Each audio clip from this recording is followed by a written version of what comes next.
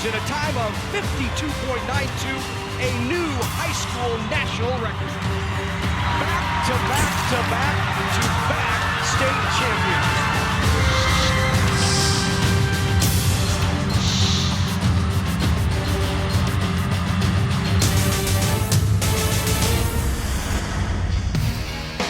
NET Sports, Nebraska's home for sports, is live from Midland University's Edom Field in Fremont, Nebraska for the 2020 NSAA Football Championships. And we kick off today's slate of games with a battle of the unbeatens. In the Class C2 title game, it's the 11-0 Ord Chanticleers taking on the 12-0 Archbishop Bergen Knights. Hi, everybody. Alongside former Husker Matt Burzel, I'm Donnie Barnes. Championship windows are always narrow. So is our press box window here in Fremont. But one of these two programs is about to end the long wait for a championship here today. For Bergen, it's been since 1979. Ord has never won a state title. But putting that aside, Matt, this is just a fantastic matchup between Ord's power and physicality and Bergen's incredible speed and explosiveness. It is, Donnie. It's a great opportunity for both programs to showcase everything that they've built. Ord, based in the power run game, able to get a lot of things done with Zach Smith, Tommy Stevens as well, using that power. And then you contrast that with Bergen and their ability with Cole McIntyre to throw the ball around the field and do a lot of things. It's going to be a fun game. Yeah, it's going to be a fun game, and it's a very different 2020, of course. And because of this year's scheduling change of the high school football championships, NET Sports isn't able to broadcast all of the games live over the air, but we do have live streaming available on our website and on the NET Nebraska app. Live streaming is also supported through Apple TV and Chromecast. So here's a look at today's full schedule of NSAA football championship coverage. It's a terrific slate of championship games up and down the schedule. Great matchups all the way around. All up and down the board. I'm really looking forward to watching the Class B game. I coach in Class B. But to get you watch Aurora and Elkhorn go at it today, two teams that play power football. I'm really excited to see how that game ends up and who ends up the champion of Class B. And then we end up in Class A at 7 o'clock live on NET tonight. Elkhorn South and Omaha West Side. Everybody's looking forward to that one. Donnie, much like our game. It's a battle of two different teams. One's a speed-based team in Westside, unbelievably fast all over the field. Elkhorn South, when they want to, can play power football. They can cram it down your throat. So it'll be interesting to see how that game shakes out tonight in A. And before we discuss more of today's matchup, let's take a quick look back at last season's Class C2 football championship.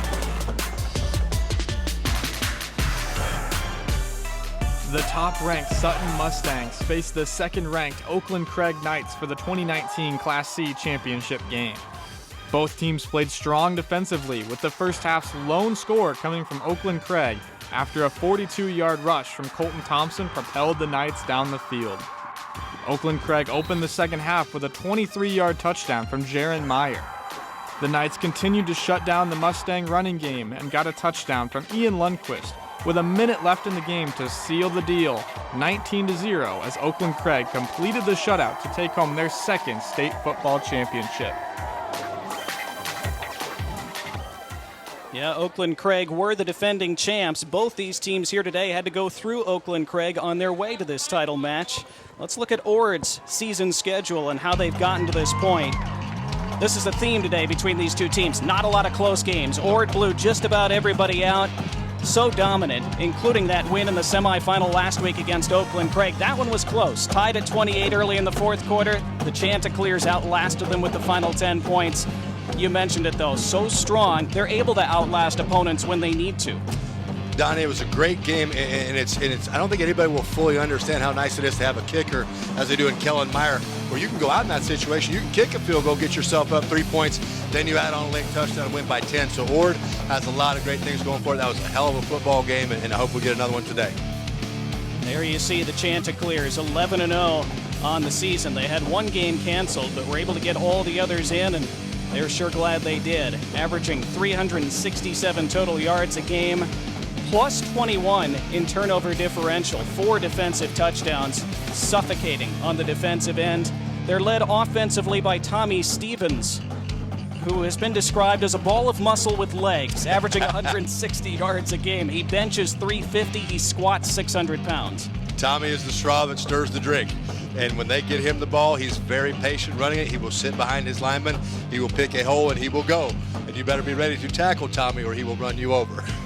Let's talk about the Bergen Knights, 12-0 on the season. Again, not a lot of close games. The one exception, again, Oakland Craig. That was a big statement win for them late in the regular season, but everything else, 2 touchdowns or more. And again, so explosive and fast on offense. They are. Bergen is really good at controlling the ball from the passing game. Koa McIntyre distributes the ball to all of his receivers. They are not looking to go laterally when they get the ball. They're looking to go up the field, get yards after catch, break big plays. So it'll be fun to see how they progress today. Some of the numbers on the year for the Knights. Again, 12-0, looking to finish off a perfect season here today. And it's just been very impressive as well. 377 total yards a game, 66 touchdowns, and defensively as well, 23 takeaways, 5 defensive touchdowns, which is pretty incredible. And they're led by Koa McIntyre. He's a track star, one of the fastest guys in the state in any sport.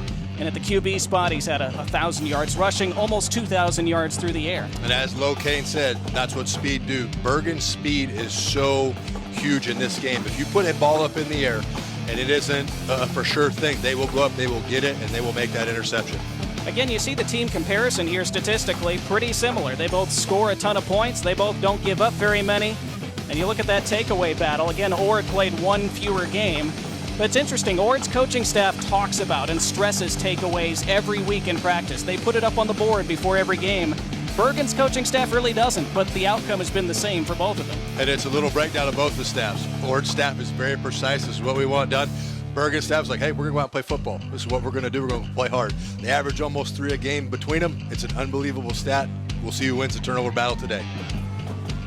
It is time now for player introductions in just a moment. As first we take a look at our 2 head coaches. There is Coach Nathan Wells on that Chanticleer sideline. What a job Coach Wells has done. Before he got here, they'd only won 7 total playoff games in 43 years. This senior class that he has helped put together over the last few seasons, they got to the state final 2 years ago. They want a different outcome here today. They want to go all the way, win 1 more game, and win the whole thing for the first time in school history. I was out in Ord on Wednesday, got to talk to Coach Wells, and the neat thing was he talked about how much he learned from that loss. Then he also expanded out how their youth programs operate, how the systems are the same. So everybody that now through their youth program knows all the terminology, they know everything. That's how you build a dynasty out there. Bergen's head coach is Seth Marouz. He played here at Bergen. So did his brother. So did his dad. He said, Bergen football's in my blood. He has a chance to lead his alma mater to a state title as a head coach here today. What a job he's done, too. I was on the wrong end of Coach Marouz's victories in high school. He beat me as I coached for the Malcolm Clippers, but another fantastic job. And the thing that I loved about watching Bergen on Tuesday was that those kids are all on the same page. They have an absolute blast at practice. When you can make football practice fun, you're doing some things right. Those kids were on point. They knew everything that was going on. They had some suggestions for things they wanted to see run, so it was a really neat experience to watch them and what they do in their practice and how they get things done. And now it is time for player introductions for this state final. And for that, let's go to our public address announcer, Jerry Delaney.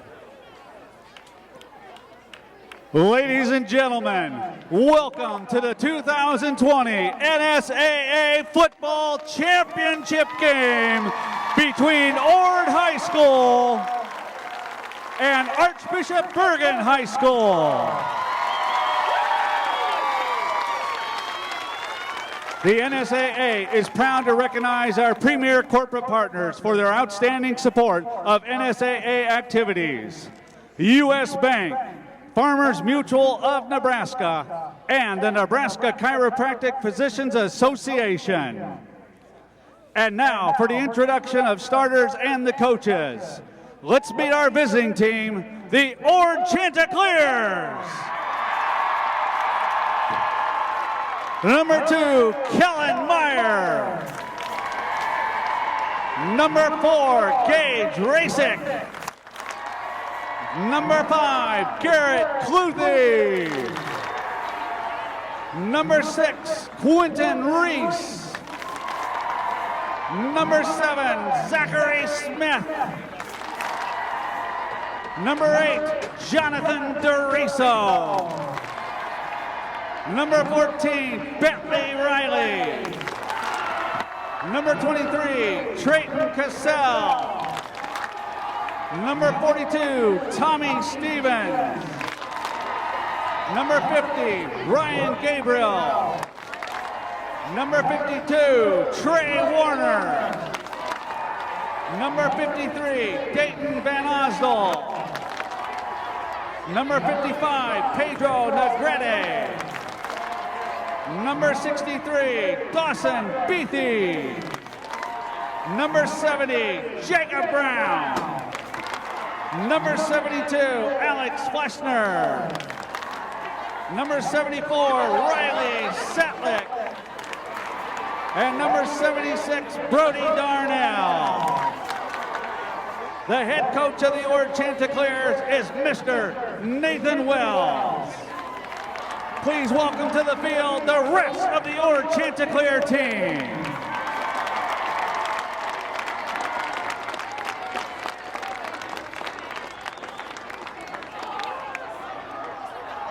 And now let's meet the home team, the Archbishop Bergen Knights.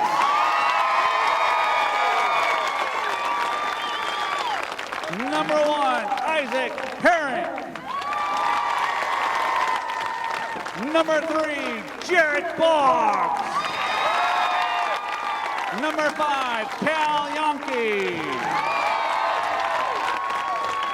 Number 6, Koa McIntyre.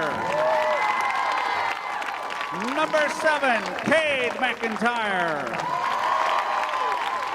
Number 8, Cooper Weitzel. Number 9, Gavin Logeman. Number 10, Alex Painter. Number 12, Shay Gossett. Number 15, Lucas Bruce. Number 20, Alex Langenfeld. Number 22, Jacob Cook. Number 28, Chris Penales. Number 50, Caleb Herring. Number 51, Shay Hoyle. Number 52, Martin Merez Sierra. Number 54, Aiden Helgenberger. Number 55, Nolan Thompson. Number 59, Carson Ortmeyer. Number 60, Clay Hedges. Number 63, Owen Bruce. And number 75, Jake Hedges. The head coach of the Bergen Knights is Mr. Seth Maroon. And now please welcome to the field the rest of the Bergen Knight football team.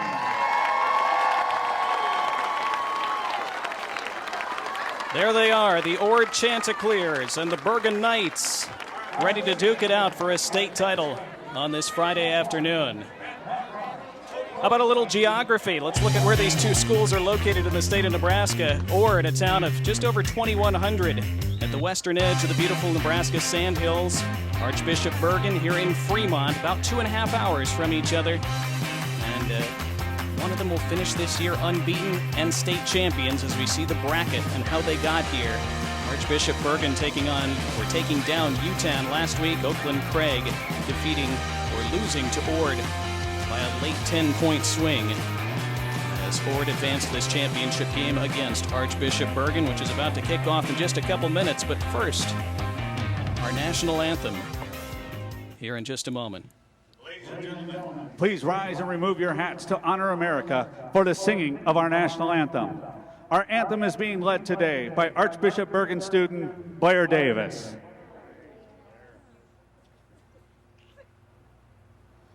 Oh, say, can you see by the dawn's early light what so proudly we hailed at the twilight's last gleaming, whose broad stripes and bright stars through the perilous fight o'er the ramparts we watched were so gallantly streaming, and the rockets' red glare, the bombs bursting in air, gave proof through the night that our flag was still there.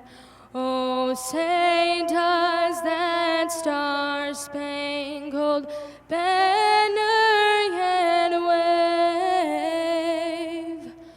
o'er the land of the free and the home of the brave?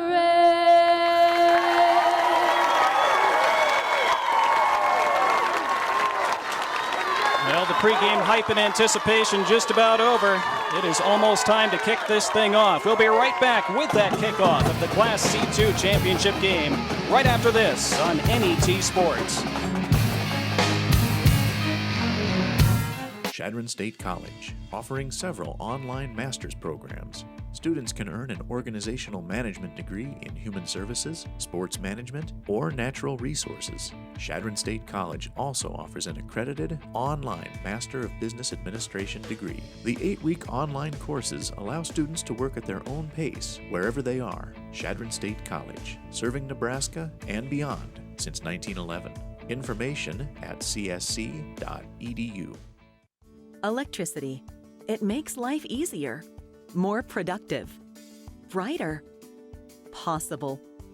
Yet we only think about it when we don't have it.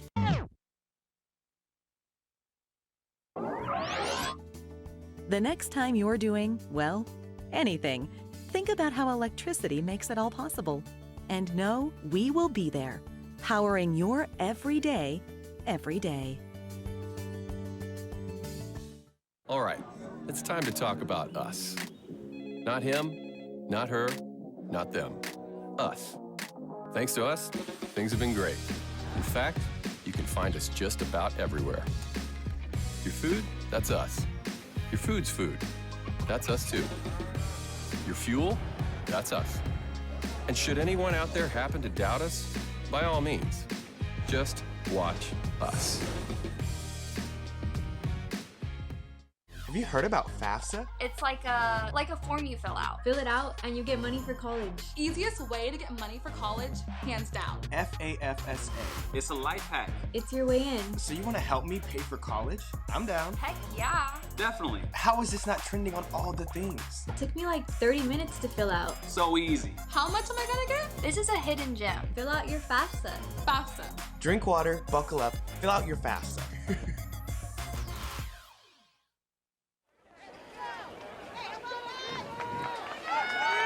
Well, these two teams have been ready to kick off for about the last 2 minutes, and now they're finally able to do that, as it is time for this Class C2 championship game. Ord and Bergen, second seed versus the first seed. Bergen won the toss, and they deferred to the second half, so they kick it away, Ord to receive, and we are underway in this title game.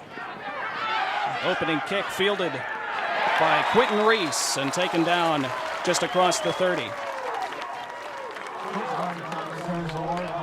Down a couple different schools. I thought on the kickoff, Bergen's not really anxious to kick it deep. They're fine tumbling it down the field. Ord, on the other hand, will pummel the ball out of the end zone. Yeah, we'll talk about Ord's kicker plenty in this game, I suspect, but Ord on offense first. Their star quarterback, Zach Smith, the senior.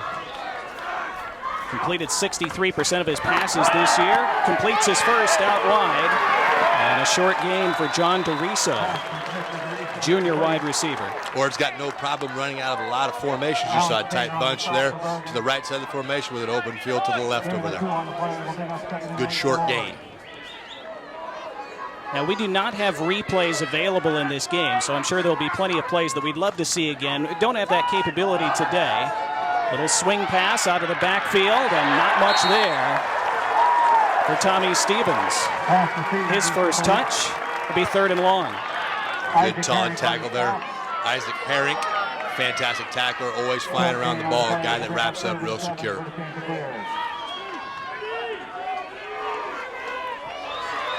So 3rd and 7. Big play early in this game, and Stevens stopped right at the line. And Bergen's hold. Bergen holds, I should say. Great early sequence for them on defense. Fantastic start for Bergen. In all the films that I did, Garrett Boggs, he will take chances, and 9 times out of 10, he will make that play. So that's a trend that you can see for Bergen defense right there. A little bit of a low snap, but handled by Kellen Meyer, who did not get all of that kick. And great field position coming up for Bergen. Just a 16-yard punt. And so a really good start for the home team here. About as good as you could go for Archbishop Bergen to start a football game. Excited to see what happens now with Cole McIntyre in the offense. Well, both these head coaches were optimistic about one part of their game, concerned about another. And for Bergen's head coach, Seth Marouz, he said, I'm worried about our offensive line against their defensive front because they're a lot bigger than us. And we'll see how they hold up on their first sequence of the game here. Little pitch back. Koa McIntyre going long. And just beyond his intended target. Bergen holding nothing back early. Coach Marouz taking a shot right out of the gate. You got to love to see it. I can't contain my smile. I hope you can hear that at home. But, hey, you got great field position. See what happens. It's a lot of confidence in what your offense can do. Cal Yonke was the intended target there. Well, Koa McIntyre, 12 yards away from 2,000 yards passing on the season. You figure he'll eclipse that today. Over 1,000 yards on the ground. Out of the gun, he keeps. Crosses midfield. Picked up close to 4. It'll be 3rd and 6. Both of these opposite, Bergen there was in an empty set, no running backs in the backfield. They'll have 2 tight set. They'll have a 3 running back set. So how Ord adjusts to all the formations will be interesting to see today. Now keep in mind, Bergen rarely punts. They've only punted 13 times all year. So just about everywhere is 4-down territory for them. Pressure coming from Ord. McIntyre scrambles, keeps it alive, and back across the middle. Close to a first down. That's Shea Gossett, their senior wide receiver. It's going to be a little bit short, but you can bet they'll go for it. No 4th and 1. No hesitation here for Bergen.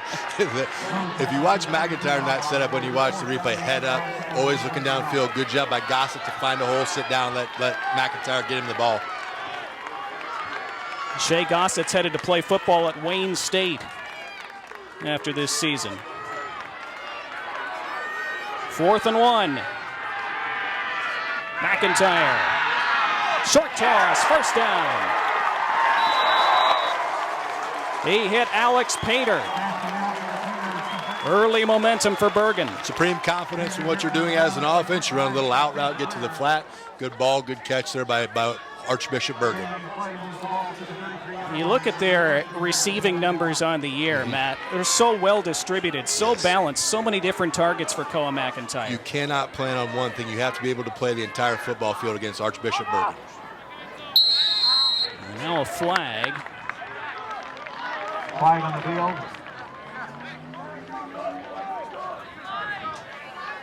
Chad Gillespie, our head referee today.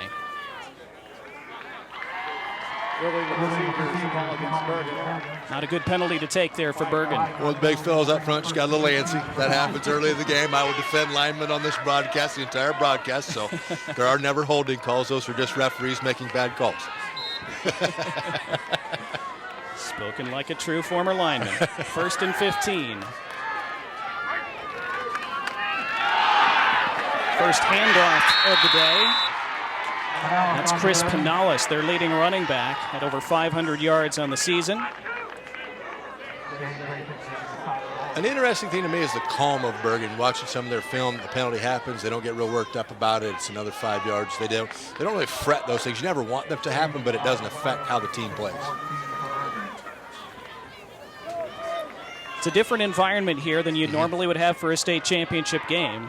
For Bergen, they get to play at home, not at Memorial Stadium. Here goes McIntyre, straight up the middle. Not a lot there. Be 3rd and 12. Donnie, we have an older generation of state championship games. You played them at your home stadium, so this is what I'm used to. But it's unfortunate the boys didn't get the chance to play in Memorial Stadium. I know that's a goal of a lot of them, but on the same end of it, you're getting to play for a state championship, so that's a fun experience for them either way. Yeah, you played in the state title game at home for Grand Island. That one didn't quite go your way. But... Man, you did some research on this thing, Donnie. You just bringing up bad memories. I got Maroons beating me here when I was in Malcolm. I got losing state championship games. Well, 3rd and 12, McIntyre, and through the hands of his intended target, Shea Gossett. So now 4th and 12. Again, Bergen rarely punts. Their kickers only attempted 3 field goals on the year. And they're at the 35. Not a spot in the field where you usually punt anyway. Gossett just sat down in the hole there, head a little late, getting around to catch the ball. Maybe a little bit high on the pass, but probably a ball that he'll catch later in the game. When they have punted, it's usually been McIntyre pooching it, but nope, they're going. And McIntyre guns it complete. And close to the sticks, looks like he has the first down. He hit Gavin Logeman, and they move the chains on 4th and 12.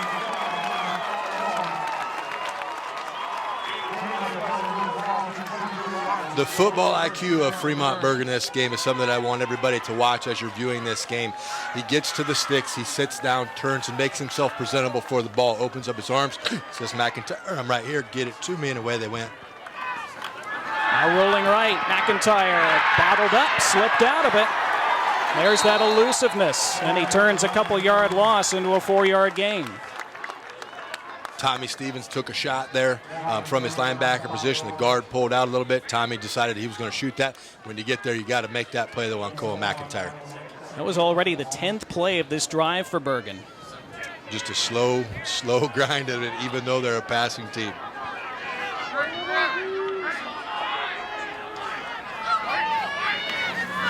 Second down, Pinales right into the teeth of that line. He got a couple tough yards.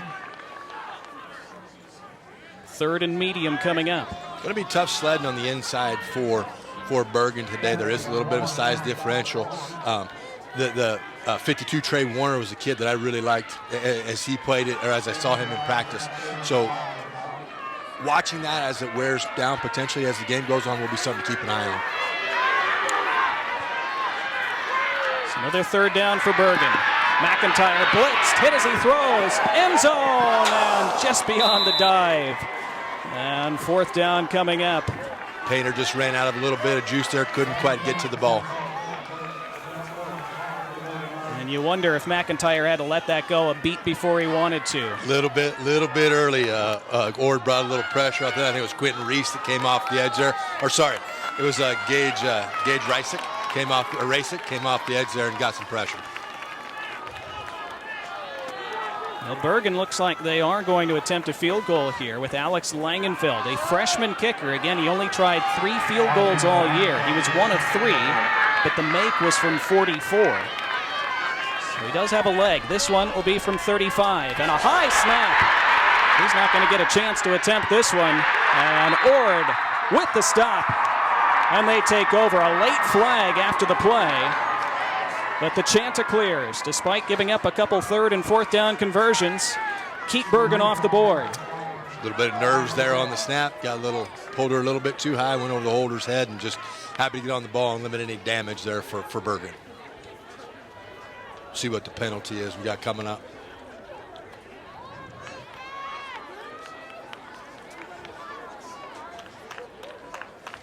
Our refereeing crew led by Chad Gillespie, Kent Washington, Matt Barth, Cody Gillespie, and Colby Emmel are our other officials.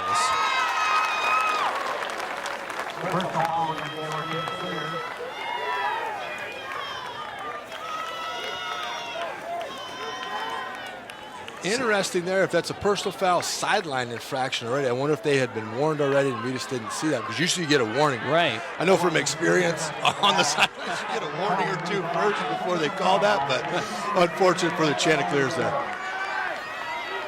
So, second possession for Ord. They went 3 and out their first time.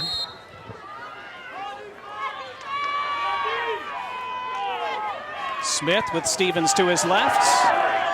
And the option reads, Stevens ahead for 2. Stevens, another tough runner of the ball, a guy you have to make sure is secure. He will break tackles. He will have big plays in this game. That was Smith carrying after faking to Stevens and pulling and keeping himself. Yep. Fool the broadcasters sometimes too. The sun's in our eyes. Yeah, totally. Now looking long, got a man, but a good recovery. Cal Yonke tipped it away.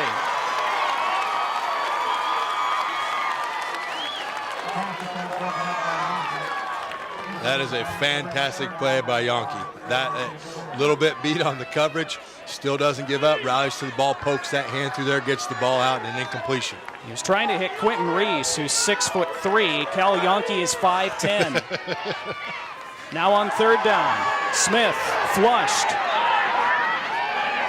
Flag down, pass incomplete. Flag is in the vicinity of holding, we'll see.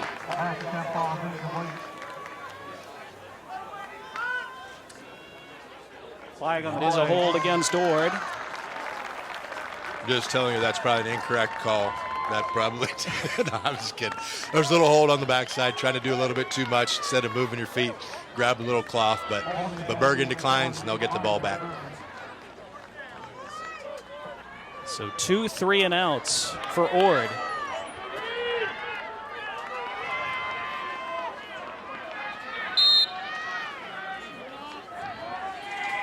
So a second punt for Kellen Meyer. Again, his first one, just 16 yards. This one, much more solid. Fair catch called for and made at the 36-yard line by Cal Yonke. That punt went for 35. Second possession of the game for Bergen. Coming up when we come back. No score in Fremont.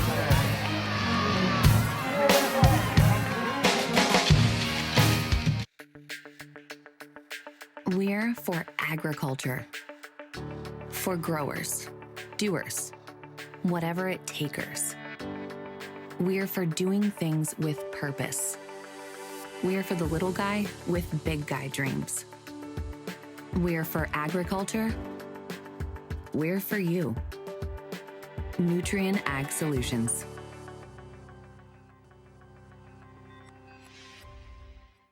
Interactive exhibits for all ages bring sports to life at the Nebraska High School Sports Hall of Fame. Nebraska's history of high school sports is alive, while historic memorabilia preserve the rich heritage. High school athletes, coaches, and administrators, all are trophy winners. Inside the NSAA headquarters at 500 Charleston Street, just north of Haymarket Park in Lincoln. More information at nebhalloffame.org.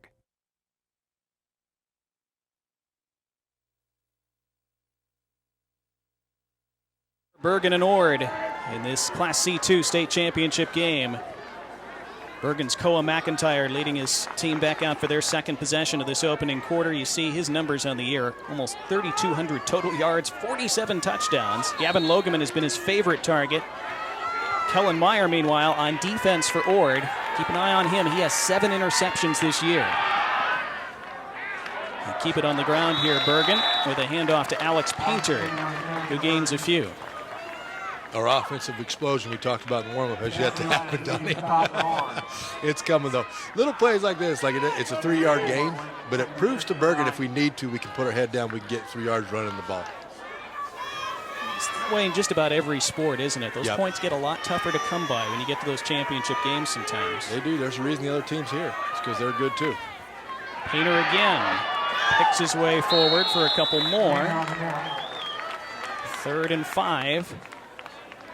Bergen converted on 3rd and 7 and 4th and 12 in their opening drive.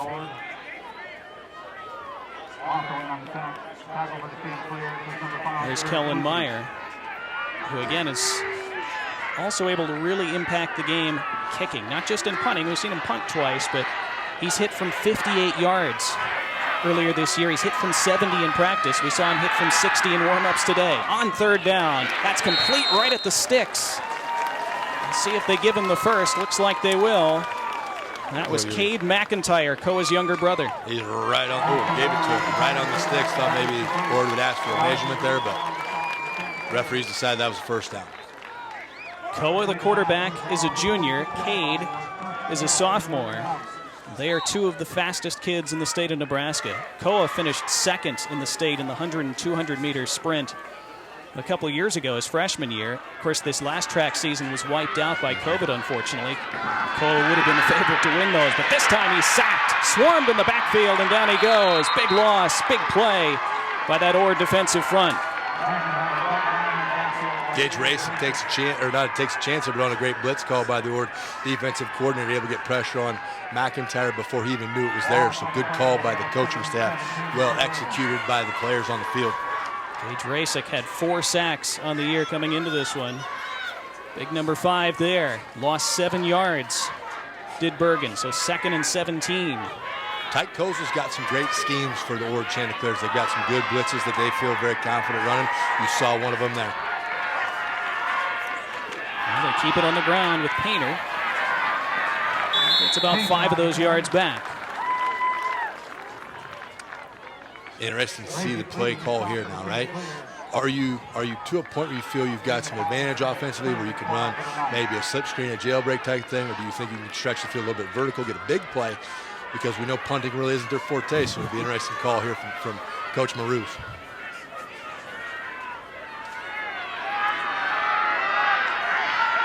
Just inside the 45, 3rd and 12. McIntyre rolls left and hits his man on the sideline. Again, right at the sticks. Shea Gossett, another first down.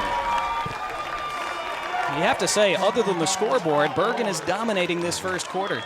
They put that in motion right there, right? You get a little rollout for Cole McIntyre.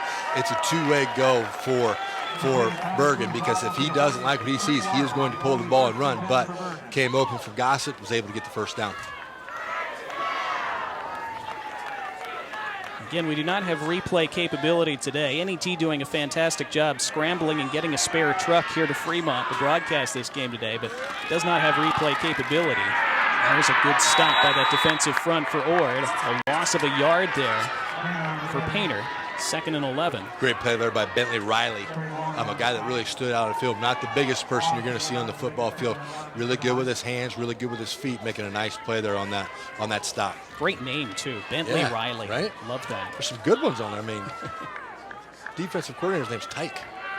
When have you seen that one last? That's a good one. I like that. Saw head coach Nathan Wells pacing on that Chanticleer sideline. Painter in motion. Instead, the pitch to the far side, overthrown. A rare misread between the brothers there. Cade McIntyre was coming in. The throw went beyond him. This one here's on Koa. Got a little sloppy with his footwork there. Didn't get his feet set and rifled the ball like he normally does. Can't let little things like that slip in a game like this. You got to put that on the money, because the jailbait screen was there to take. Well, Ord's defense has been excellent on 1st and 2nd down.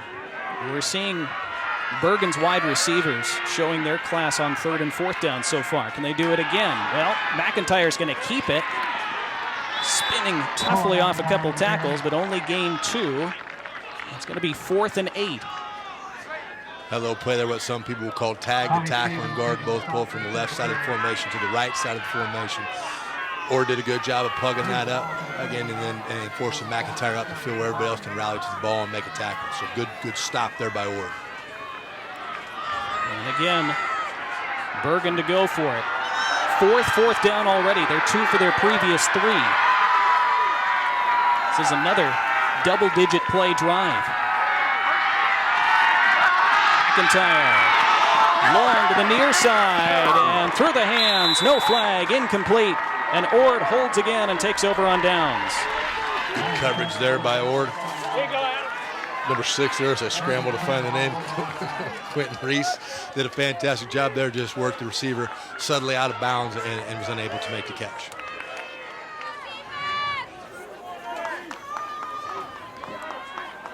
Well, Ord has been on defense most of this first quarter. Now they want to get something moving with their offense. 2 3-and-outs so far. Smith back to pass. That hits Stevens out of the backfield with some room to run. Stevens is loose and rumbles his way inside the 35, and there's a positive play for that Ord offense. I was just about to say it's probably getting to be a little Tommy Stevens time. Or what they do on the left side of the formation, they clear out with the receivers, they run down the field, they slide Tommy out in the flat. Great delivery of the ball by Zach Smith and got them down the field. 25 yards in their first down of the day. Now Stevens on the handoff, but nothing there. Nice penetration and tackle by Jarrett Boggs, who is their leading tackler for Bergen this year. Jarrett Boggs reads inside blocking schemes very well, and he is fast enough and strong enough to take the shot and make the play in the backfield. 117 tackles on the year coming in, 21 of them for loss. Not a bad season. Not bad at all. They take about 15 more of those today. Stevens again, surges forward this time, so tough to bring down. And he gains 7 to bring up 3rd and short. Now right there's the power of Tommy Stevens. You see the low pad level. You see him able to get through one block or through one tackle, continues his leg drive, but watch how low he runs the football. Now Ord starting to get that tempo going. They love to go fast on offense. 3rd down. Smith on the keep. Looking to push past that stick. Looks like he did. 1st down Ord. It's a nice little play here. Ord pulls the backside guard. Ord pulls number 70, Jacob Brown. Unfortunately for Jacob, he gets to the corner and missed the guy he was supposed to get, but Zach Smith was able to get that 1st down picked up from him. He'll get him next time. So now the Chanticleers with some momentum on offense. At the 24. Smith looking to get to the edge. Did get to the edge, and a good pickup on 1st down. Oh, it looked like they had him bottled up, and he found that corner. One thing I took away from watching Ord practice on Wednesday is the team they are. They're very complimentary of each other. Tommy Stevens, after everything, every run, every pass, a good block, good catch, good throw. It's really an uplifting thing that the kid does during practice. Now Stevens, and another 1st down as he's close to the 10. Gets rewarded for a good block on the play before with getting the football right there. And that's the final play of the 1st quarter. I don't think many people predicted we'd be scoreless after 1, but Ord on the march when we come back for the 2nd quarter. 0-0 in Fremont in our Class C2 title game. Constellation is a natural gas supplier helping inspire young Nebraskans through hands-on learning. Constellation has given more than $290,000 to 4-H and FFA organizations across the state, helping support youth in your community with opportunities to achieve real-world success. Because we believe that powering communities means empowering our future leaders. With Constellation, a contribution to 4-H and FFA is in the stars.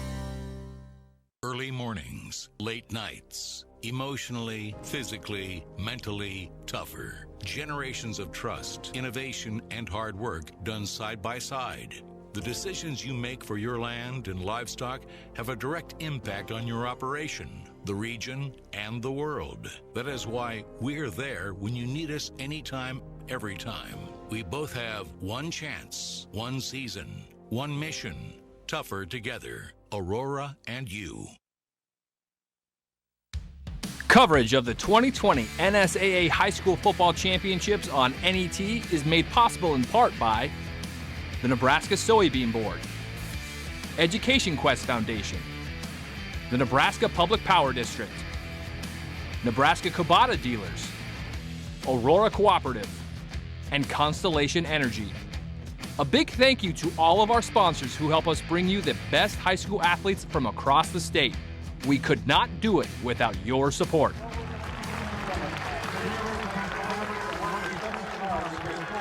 Second quarter in Fremont, no score between Ord and Bergen. Bergen had the football most of the 1st quarter. Ord on the march here as we start the 2nd. They've driven down to the Bergen 12-yard line and have it 1st and 10. Coach Wells and Coach Gates were on a little exploratory mission in the 1st quarter, see what they could do, throwing the ball maybe a little bit, realizing, hey, our bread is probably buttered running this football. So that's what they've gone to in this drive, and it's worked well for them. That's Matt Verzal on Donnie Barnes. And big credit to NET for making this broadcast happen today with a backup truck. What has turned into Championship Friday in the state of Nebraska. Different from usual. We're happy to be playing. We're happy to be here. And these two teams both trying to cap off an undefeated season with a state title. And it's Ord with the momentum at the moment. Zach Smith out of the shotgun. Tommy Stevens hit in the backfield. And he loses a few. Cal Yonke was there along with others. That linebacking core for Bergen will fly to the football, and they tackle, they wrap up well. They get to you. It's going to be tough to get away from them. 2nd and 14. Smith trying the right side, slipped a tackle. Picked his way inside the 10. 3rd and 7 coming up. Ord flexes it up back there. Sorry about that. Goes to a 2 tight end set. Runs a little quarterback power. Tommy Stevens as the lead blocker. Zach Smith able to dive and dart through there and pick up a couple yards.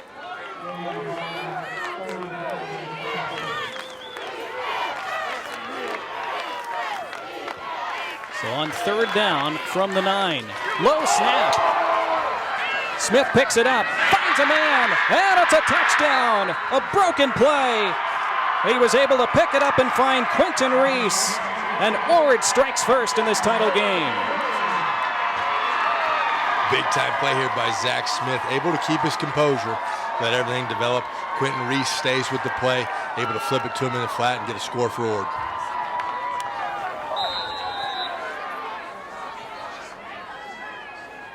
Extra point from Kellen Meyer. Booted through. And we maybe saw the senior presence from Zach Smith there. Yep. He didn't panic after a bad fumbled snap. Still made things happen.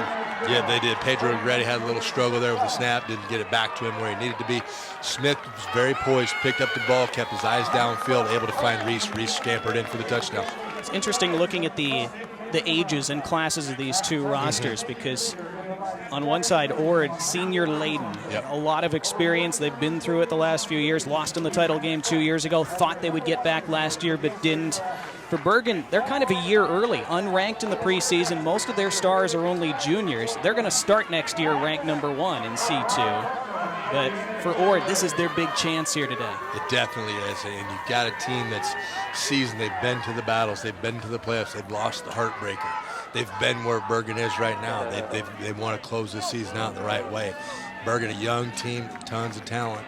You hope those nerves don't factor into those guys, but inevitably sometimes it may. That scoring drive for Ord, 9 plays and 59 yards. Only took about 2.5 minutes. When Meyer kicks it away, not many of his kicks are returnable, and this one won't be either. On the opposite end of the spectrum, Mr. Meyer just put that thing in the end zone. And it's rare to see his kicks actually bounce in the end zone. He's been known to put them right through the uprights for the kickoff. Absolutely has. It was funny to me as I watched film. The kickoff team would be running down the field for Ord, and the defense is already running out on the field. They're like, yeah, that's out of the end zone. You're good. Well, now let's see. Koa McIntyre is back out there for Bergen. He got shaken up on the last play of the first quarter and came to the sideline. It looked like they were working on his left shoulder. That's not his throwing shoulder, fortunately. So he's going to stay in there and see if he's affected by that shoulder. Comes off here to Painter. Has a good surge for 5. Bergen there themselves getting a little bit heavier set. Brought in a tight end, had a fullback up tight to the line of scrimmage. Getting a nice push up there, picking up 4 or 5 yards. It's only the second quarter, Matt, but this feels like a huge drive for Bergen. Again, they really dominated most of that first quarter, but couldn't turn it into points, and now they're behind. You can't get too far behind against this Ord team. Very true, because Ord has the ability, if they need to play keep away from you. So this drive has to yield points for Bergen. I'm not sure if that was a design fake or a broken play, but McIntyre sure turns it into something. First down, close to the 35. This isn't the best thing for coaching staffs because 2 broken plays are 2 of the bigger gains of the game. But McIntyre showing his poise there, went for a fake handoff. Somebody went the wrong way, still able to pick up 6-8 yards. McIntyre's head coach saying he's a great athlete with tremendous work ethic. He's not just talented, he's honed it, he's developed it. Not much there for Painter on first down. He gains a yard. This is a really nice play by Trey Warner, number 52 for Ord. Stands up the blocker that's coming at him, shucks the blocker, and makes the tackle on the play. Really tough, really nice job there by number 52 for the Chanticleers. Again, they do pronounce that Chanticleers at Ord. I Unlike slipped up Coastal there. Carolina, who are very big on Chanticleers. Yes, Chanticleer. Chanticleers. McIntyre, 2nd and 9, brought down. The sack by Trayton Cassell. Tyke Coles has found something he likes here. It's the second time you've seen their outside backer blitz off the backside of that play, and they come scot-free. There's nobody there to pick him up, so good on that coaching staff for finding something they can take advantage of in this game. So Koa McIntyre coming off that apparent shoulder injury late in the first quarter. We haven't seen him put the ball in the air since. Probably going to have to here on 3rd and long. 3rd and 18, McIntyre scrambling, looking, has to tuck it and run. Gets back to the original line of scrimmage. 4th and long. And they'll send the punt team out. Big stop there for Ord. Momentum definitely in Ord's camp right now. Huge stop, because we both spoke about it earlier that we probably thought that Bergen needed to get at least some yardage gain there, flip the field to change a little bit of the momentum in the game. Ord's going to get the ball back coming off a scoring drive. Tides are turning here a little bit in this game. This is Lucas Pruce, who is theoretically Bergen's punter. He's only punted 5 times this year. Good snap. Pruce gets a good kick away. Fair catch called for and brought in by John DeRiso. 26-yard punt. Good field position for Ord. Up a touchdown early in the second quarter. Again, the Chanticleers have never won a state title. So look at our impact players again. And Zach Smith, 31 total touchdowns, over 2,000 total yards for Ord this year. Tommy Stevens, 28 touchdowns on the ground. Tommy Stevens has only fumbled once all year, by the way. Here he goes, big gain, almost broke it as he crosses midfield. He gained 14. And that fear that Coach Marouz had before the game started, can that Ord offensive line start to wear them down? Good job on the inside, the interior guard, center guard, able to make a hole for Tommy Stevens to have a big game. They go with tempo, as they love to do. Smith bounces outside. Good pickup. Down to the 41. When Ord can establish Tommy Stevens, it's when their offense becomes very deadly. I would watch out for a play-action pass here within the next couple plays. It's a favorable down at 2nd and 3, so you could see a play-action pass here from the Chanticleers. A little bunch formation to the bottom of your screen. Hand off Stevens. It's beyond the sticks. First down. Or option B is Coach Wells just wants to put them in the grindhouse and run this thing down the field. We mentioned in our open, Tommy Stevens benches 350, squats 600. I heard that from Bergen's coaching staff this week. I asked Ord's coach, is that accurate? Is that an exaggeration? As this time Stevens is bottled up. There's Cal Yonke again with another tackle. But I asked Nathan Wells, is that an exaggeration? Did he really bench 350, squat 600? He said, oh yeah, that's not an exaggeration. Having seen Tommy in person, I think that might be a little light. Like, he is put together. And 2nd down, Smith able to cut it up and gain 5 or 6. Bergen starting to take a couple chances here, blitzing off the backside. Thought this play was probably coming the other way. Didn't work out for him there.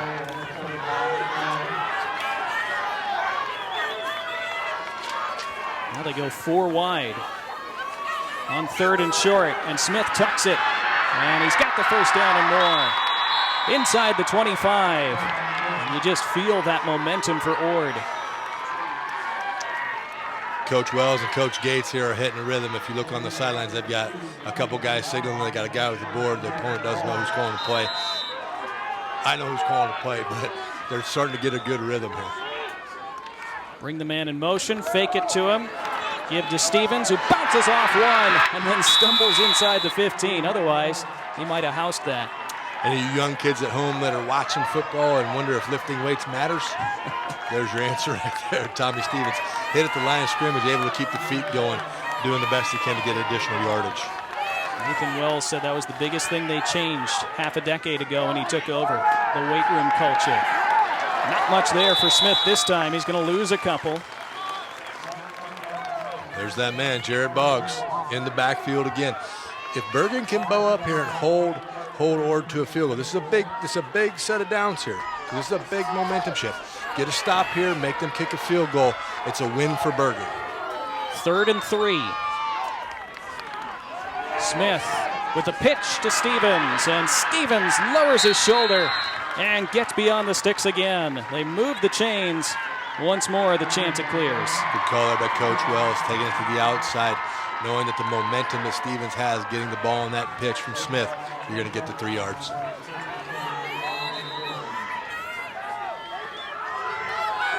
So first down at the 12-yard line. Time the inside handoff. Close to the 5, then a fumble, ball is out. Bergen says they've got it, and they do, and a massive turnover for the Knights. Just when Ord looked poised to go up by double digits. What a play, and what a time to have a play. Good on the Bergen defense there. This is one of those times I wish we had a replay so we could see who pulled it off, but Bergen got it done, got the football back. There's Garrett Cluthy on the carry for Ord. He's got stripped of the ball inside the 5-yard line. And so Bergen, looks like the ball's going to be on their own 4, but they are grateful to have it. Little things like this can switch momentum in a game. Does Coach Maroos take a shot here, see if we can get something big play happening right after a turnover? McIntyre keeps and almost took a safety.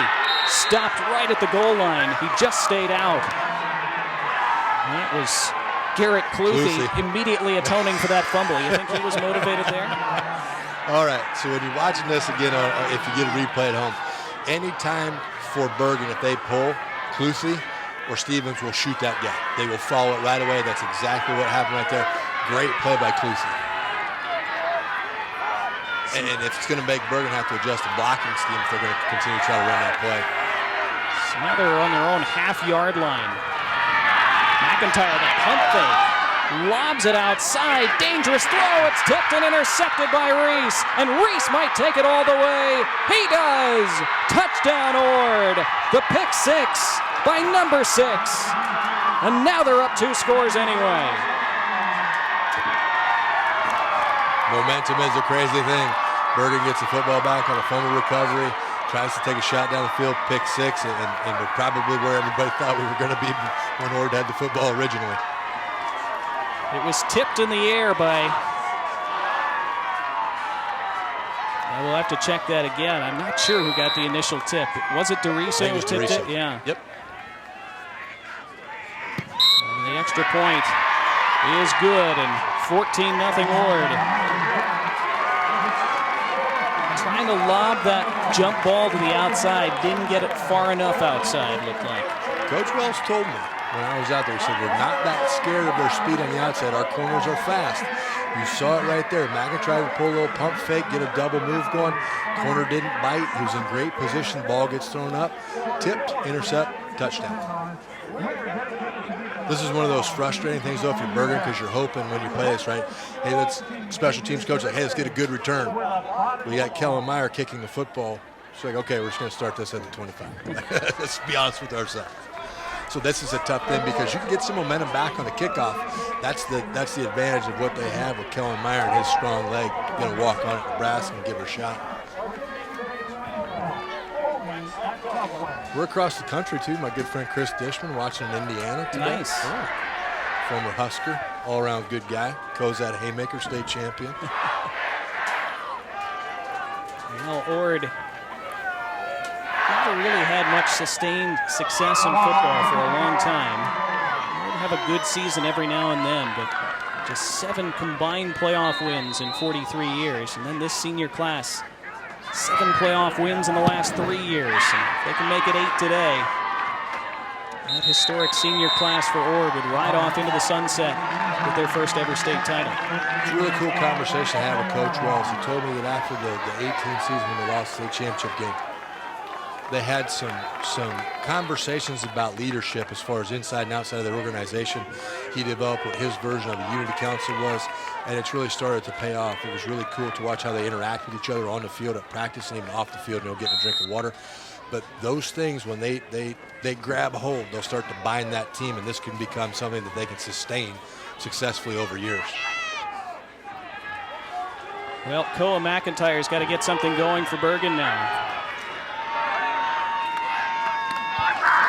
Hands off to Painter, who tries the near side, sheds a tackle. Good run by Alex Painter. He picks up 12 and a first down. Big one there for Painter now. Bergen's got to get some momentum back here. We talked about maybe I might have jumped the gun and said the last drive was a must score, but you got to get some points out of this drive. Well, they could stand to get Koa McIntyre's ground game going. He's had just 7 total yards on 9 attempts. That's not at all what they're used to. Coach Maru's crew probably need to find a matchup that they like. It doesn't necessarily have to be on the outside with the success. Ord's corners have had maybe something underneath across the middle. With an empty backfield, short pass off the shoulder pad, looked like, of Cade McIntyre. Might have the sun in his eye there. It's actually setting, that sun, beyond the end zone corner that he was looking into. Yeah, you see that sun there on our wide shot.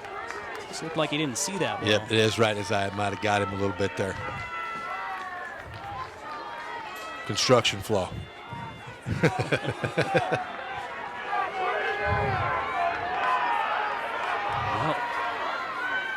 Well, the Bergen Knights rocked by a couple haymakers here in the second quarter. There's Painter. Picks up a few. 3rd and long from their own 35. Trayton Cassell, another nice play here, fights off. Bergen got in a tight bunch, sat there, put 3 receivers tight to the line of scrimmage. He fought off the initial block, got out to the flat, and made the play. Really well done.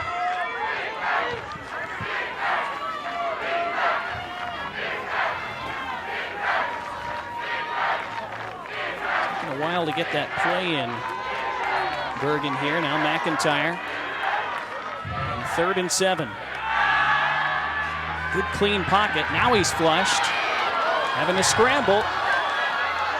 Can he get to the first down marker? Yes, he does. Good 3rd down run by Koa McIntyre, who again might have an issue with that left shoulder. See some of the toughness of Koa McIntyre right there, right? We had mentioned he had a little, the trainer was shaking out his left arm a little bit, got to the corner, decided he needed to get some more yards, threw that left shoulder down, got a couple more there. Good on the kid for being a tough football player. Kind of thing you're willing to do in a state title game. Amen there. Amen there, bud. You don't get these chances very often. So with a fresh set of downs, see if Bergen can turn that into some momentum. McIntyre rolling, now flipping, and it's tipped and intercepted again. This time it was plucked out of the air by Garrett Cluthy. And it's all Chanticleers here in the second quarter. I can't tell you how great a play this is by Trayton Castle, okay? McIntyre rolls to the left, tries to bait him into coming up. He tucked the football like he was going to run it. He was planning on dumping it over Trayton Cassell. Cassell stayed there. McIntyre went to dump it. He jumped up, hit it, and Cluthy was there to pick it off. Fantastic play by number 23 for the Chanticleers. Now there was a flag on the play. Sideline get another one? Well, that's against Ord. I believe that was at the end of the play or after the interception, so it will be Ord football. They'll move them back. And there's Trayton Cassell who tipped that ball and gave Cluthy the chance to intercept it. McIntyre looked like he had tucked it there and then decided to flip it and just didn't quite get enough air under it. He was selling it, trying to get Cassell to come up, thinking it was run because his receiver was right behind him. He was going to dump it over the top. For you old school people out there, Cassell just slow played that. He didn't commit either way to McIntyre. It's a great play. First down carry for Stevens. Broke a backfield tackle and turns that into an 8-yard gain. So cliche to talk about pad level, but man, you just feel for guys trying to tackle him. Like, what do you grab onto? There is nothing to hit. It is muscle, and it is thigh, and if you get your head down there, you might catch a knee. But he's just a strong running football young man. Now Smith keeps it himself and spins close to the first down marker. Looks like he's going to be about a few inches short. Tell you what, Cal Yonke is having a half. Making a big play right there, holding them to 3rd and 1. You never know what could happen. You get a bad snap and then you get a punt, and you've helped your team out a ton there, so good on him. Yonke was their second leading tackler entering today. 3rd and 1. Pitch to Stevens. Tough to stop him in any situation, especially short yardage, and he rumbles for an authoritative first down to the 36-yard line. What a chance here for Ord right before half to really take control of this title game. Huge opportunity for Ord. And again, we'll go back to the weapon that is Kellen Meyer. We got 2:35 to go in the half. You're in field goal range now, so you can put points on the board either via touchdown or a field goal. Smith now back to throw after faking the run. Got a man, but just overshot him.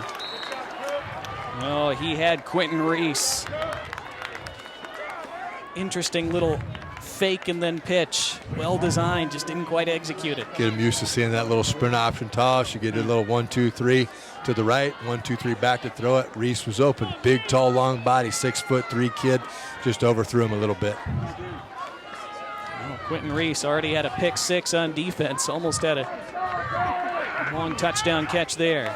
2nd down. Here goes Stevens. Hit, bounces right off it. Tommy Stevens for another first down to the 23. Just do a tough running. I mean, it's good blocking up front. Warner, number 55, 50. I mean, the guys up front for Ord are just doing work, and they're starting to wear it down. Stevens to the right side this time. Waited for a seam. And even there, didn't look like much. He still gained 4 or 5. Yep. Gabriel, Warner, McGrady, Riley Setlick. Those guys are starting to wear down on there. My guy Brown, Jacob Brown. If you watch Jacob Brown on film, he's my kind of guy because he'll get somebody down on the ground, then he'll shove their head down on the ground.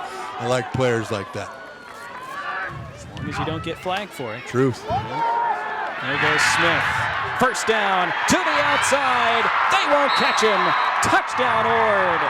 And the Chanticleers have a 3-touchdown lead before half. All Coach Maruza's fears are coming to play here in the first half. He worried if Ord was too big, if they could run the ball too much, if his team could hold up to it. Now, don't fret. Bergen can put points on the board quickly. They've got to get some things shored up here at the end of this to make sure they get some stops in the second half. That extra point would have been good from 60, I think. That's about as authoritative an extra point as you'll see at this level. And it's 21-0 Chanticleers. It is. Now the coaches on the Bergen side got to keep their guys in this game, okay? This is by no means over, right? Weird things happen. Some teams, I'm not saying Ord's going to, but there's a possibility they could relax. There's a possibility something could happen. You get a couple turnovers. You get some scores. So you got to keep your guys in the game. You got to keep them motivated to play because you're a couple scores away from this thing getting a little tighter. Well, and Bergen does get the ball to start the second half. So if you can get something positive here before the half. Very true. You can make that distance up quickly.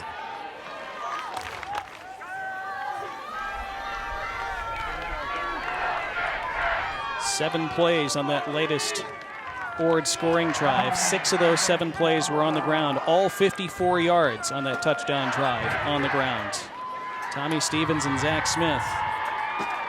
It's really been it for them offensively in this first half. Couple tosses here and there to the outside, but they run the ball about 80% of the time anyway, Ord. That's how they've been all year. Coach Wells has found his recipe. And again, we can talk over that kickoff for Kellen Meyer because we know nothing's going to happen on it. The defense is on the field as the kicking team is off of the field. So, yeah, it's one of those you just chalk up. Again, that town of Ord Just over 2,100 people officially, and a lot of them are here, hoping to see their school win a state title for the first time ever.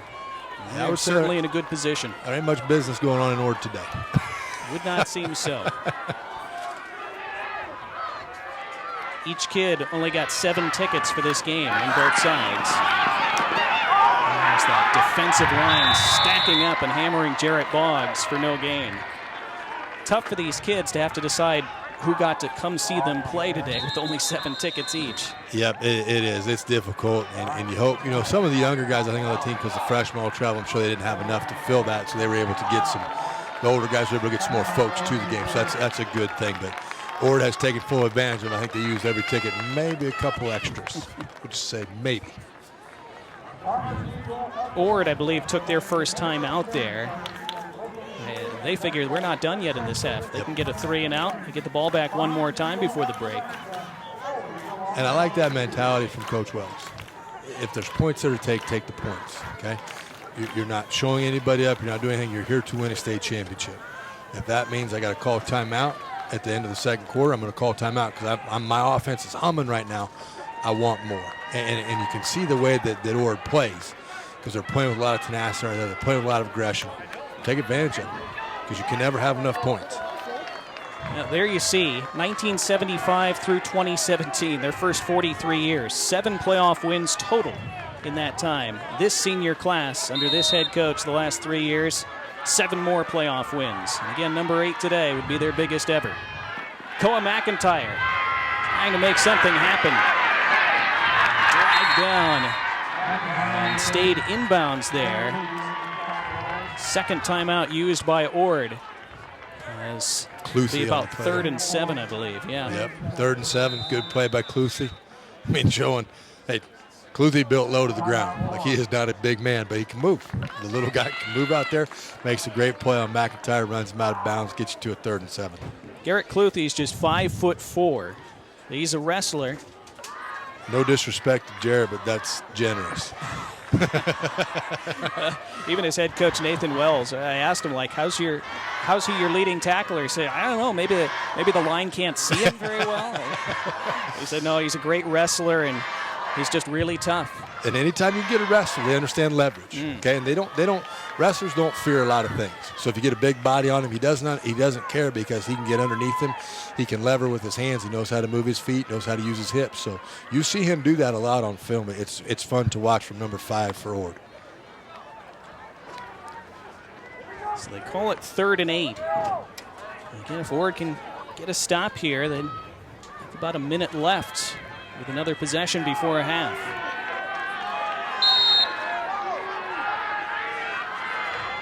And you just wonder whether Koa McIntyre is close to 100%. And that one is almost intercepted again. Bobbled through the hands of Gage Rasick. Just really good scheme and coverage here from Ord. Drop the outside linebacker in the flat where McIntyre's had some success in this game. A little change up from the Chanticleers. Almost another interception, which, as we talked about more, getting points, 58 seconds to go, you get a pick right there, and Bergen's really reeling then. Well, because of that incompletion, Ord didn't have to use their final timeout, so they still have 1 left. And again, it's an indication of how this first half has gone. We're going to see a second punt of the half from Lucas Pruce. So again, it only punted 5 times all year for Bergen. Down to the 47. Those are things that happen in state championship games. You got to prepare for things you don't always do. Because, as I said, the other team's here to win. They've had a good season, too. There's a reason they're here. It wasn't a charity case. You got to get used to those things you're not used to doing. Well, coming up at halftime, we're happy to be able to finish this high school football season. We'll talk about that a bit. I'll also give you first half stats, which have been heavily tilted in Ord's direction. Remember, Bergen had the ball most of the first quarter, but they couldn't turn that dominance into points. They're paying for that now. And now turning the corner. Here goes John DeRiso. Down to the 25, and he got out of bounds. Picked up 26 yards. They say he stepped out at around the 27, but As much as we talked about Bergen's speed coming into this one, we're seeing more and more of Ord's speed along with their power. Ord's got Bergen on wheels right now. They're able to do whatever they want, running that little jet sweep around the corner, causing them a lot of problems. They were able to seal the edge and got that huge gain there. Smith goes out of bounds with 37 seconds left.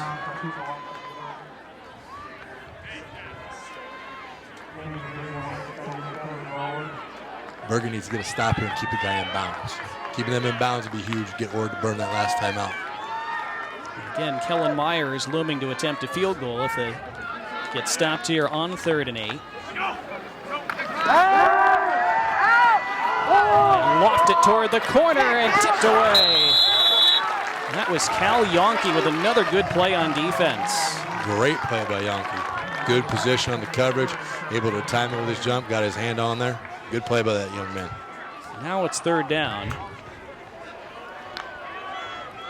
Ord is 5 for 7 on 3rd downs in this first half. They've converted their last 5. Remember, they went 3 and out their first 2 possessions. Feels like a long time ago. When you've been in a state championship game, you kind of got to get over those kind of ghosts that are still in your mind about them. I think that's what we saw in the first quarter from Ord. Lost 49-7 in the title game to Aurora 2 years ago. Very different so far today as Smith probes the outside, then hops out of bounds. Now it's 4th down. Now do you kick it with Kellen Meyer? You got to take the points. You got to put the points on the board. That's what they're going to try to do. Especially when you have Meyer. Not a lot of C2 teams have this weapon in their repertoire. Again, Kellen Meyer has made it from 70 yards in practice. He's made from 58 in a game. This one is from only 39. Bit of a high snap. Got it down. Kick is no good. He missed it wide right. Plenty of distance, but didn't quite get the direction. And so Bergen able to hold at the end of the half, and they stay within 21. Bullet dodge there for Bergen. Okay, 18 seconds. If you got something little, fluky, little hook and ladder, something to get your momentum going. But hey, you never know how this goes. You could get some cheap points here because you're getting the ball to start the half. So might as well get after it.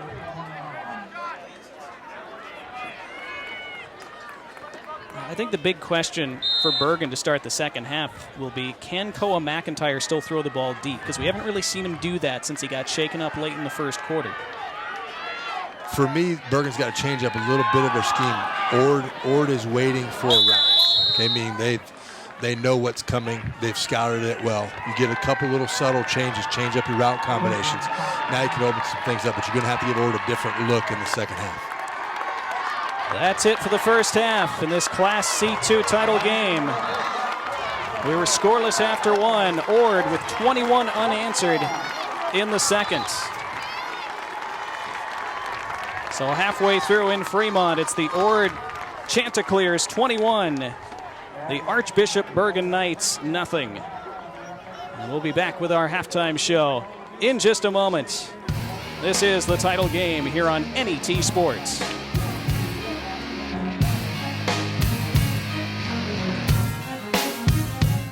All this grass, all this mulch, all these projects to do. They all get done with the Kubota BX Series tractor. The Kubota BX Series. Kubota is a proud sponsor of Nebraska high school sports on NET. It's the crack of dawn, but it's never too early to get ready for hunting season. Acceleration, handling, and cargo room for work. The Kubota Sidekick. For more information and participating Nebraska Kubota dealers, KubotaNEsports.com. Electricity.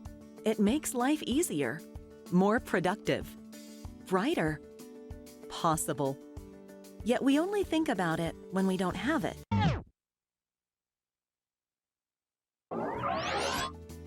The next time you're doing, well, anything, think about how electricity makes it all possible. And know we will be there, powering your every day, every day.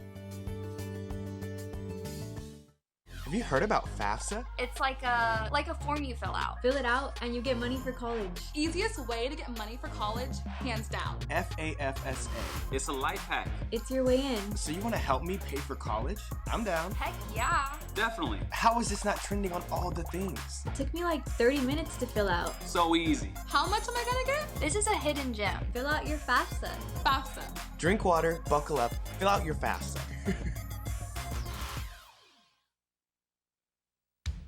Coverage of the 2020 NSAA High School Football Championships on NET is made possible in part by the Nebraska Soybean Board, Education Quest Foundation, the Nebraska Public Power District, Nebraska Kubota Dealers, Aurora Cooperative, and Constellation Energy.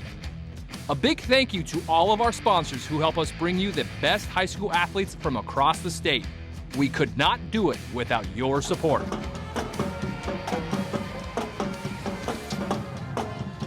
Couple minutes away from the kickoff of the second half here in Fremont. 21-0 Ord leading Bergen. Connect with us on Facebook and Twitter. Add a comment. Catch up on the latest Nebraska sports info. Catch the latest highlights from these NSAA state championships. Make sure to like NET Sports and Big Red Wrap-Up and join in the discussion. Well, I'm sure there was a lot of discussion in that Bergen locker room at halftime. Donnie Barnes back with Matt Verzal for the second half. Matt, how did the Knights get back in this one? They're going to get the ball first to start the third quarter. They need something positive soon. Who do they look to? This game by no means is over, okay? So if I'm Coach Morose, I walk in there and I say, what do you want your legacy here to be? Do you want it to be that you got whooped in the first half and then you folded in the second half and we just called it a year? Or do you want to come out and compete in this thing? Because you can still win this game, but you've got to come out max effort. Mistakes have to be cut down. Offensive and defensive line, you've got to realize they're men. You got to play against them. You got to fight your little butts off as much as you can. And we know they're bigger, but we can get some things going here. You're not out of this game. And we'll see. See the Bergen fans on the near side of the stadium under us. They have those fat head cutouts of their kids when they were babies. I don't know if I would have wanted that when I was playing, but it's really cute. This is well done by the moms. Shout out to the Bergen moms for full embarrassment of their sons. They put the baby pictures out there on the big fat heads. I like it a lot. It's well done. Well, again, we wonder about Koa McIntyre, the Bergen starting quarterback, who's had such a phenomenal year. Over 3,100 total yards of offense coming into this game. But again, got dinged up at the end of that first quarter and didn't seem the same in the second quarter. We'll see if he was able to recover a bit there at the half. At halftime, you can settle down, right? Nothing. The first quarter was going Bergen's way. Things kind of got out of control for him. Maybe got out of little sorts. Now you had a chance to settle down. Coaches hopefully had some great adjustments to make it halftime. Get back in this game. Starts right now. And you're going to be getting the ball at the 20 because Meyer's going to kick it through the end zone. Yeah, it'll start with another Kellen Meyer kickoff. We've talked about his big leg already. He did miss that 39-yard field goal attempt at the end of the first half, but it wasn't for lack of distance. No, it was not. Here we go in the third quarter. And this one just got into the end zone. He took it easy on that one. Yep. Felt bad for the ball. Running out of footballs. Big series start here for Bergen, okay? Positive things coming out of this. Linemen have had a half now. They can settle in. You know what you're up against. You got to play your butt off the rest of this game. 147-34, the yardage in that second quarter in favor of Ord. They scored all 21 of their points in that second frame. So from their own 20, the Archbishop Bergen Knights trying to create some kind of positive momentum here in the second half. McIntyre with the empty backfield goes deep over the middle and overthrew Shea Gossett, whose name we did not call much in that first half, and he's been one of their key guys this year. State medalist in the triple jump, good at basketball too, but they just weren't able to get him involved very much. Watch Bergen come back to this play. What they did, they had an empty set, and they ran their two inside receivers on vertical routes. That ball needs to be delivered a little bit more on a line, and it'll get to Shea quicker. It was a little too high, and he didn't get after that one. But, though, if you wonder what Ord's mentality is, Ord's mentality is still in attack mode. They sense Tommy Stevens on that play. They're not going to sit back and let Bergen get in any kind of rhythm. They're ready to roll. McIntyre, quarterback keeper, out to the edge a bit, not a lot. We've talked about Ord being in the title game 2 years ago. They lost 49-7 to Aurora. They had a lead late in the first quarter of that game, threw an interception, and as Nathan Wells said this week, it just kind of snowballed on us from there. And now they want to do the exact opposite to Bergen in this game. It's a great job here by Kellen Meyer and Quentin Reese on this as McIntyre was rolling to the left. They just forced him to either go out of bounds or turn up. They're not going to give you the corner. You're going to have to do something else. And third down, there's Gossett open. Big first down conversion. As McIntyre able to find him on the roll, a 20-yard gain. Nice little play here, a little different version of an RPO, right? McIntyre forces the edge. Gossett sees it, takes off down the field. McIntyre floats him the ball over the top of coverage because coverage thought they had to come up and make the play on the quarterback. A little momentum here for Bergen. See if that sparks them. Draw play. 5-yard pickup for McIntyre. Sledding is going to be tough in between the A gaps, right? The gap to the right and left of the center. Riley Setlick is not to be messed with in there. The Ord nose guard, really good with his hands, really good laterally. He got rid of the center there, was able to influence McIntyre and where he really wanted to go with the football. Yeah, Riley Setlick. Big dude. 295 pounds officially, 6'4". And moves well. There's another completion, another first down. Slip this one out to Jarrett Boggs. And they're across midfield. I like this version of Bergen's offense. Get it out quick. If you want to relax your coverage and play back a little bit further, I'll take that flat route, let my guy turn up the field, turn 3-yard pass into a 6-yard gain. Body language is changing a little bit for Bergen, too. Those heads aren't down near as low. We're up a little bit now.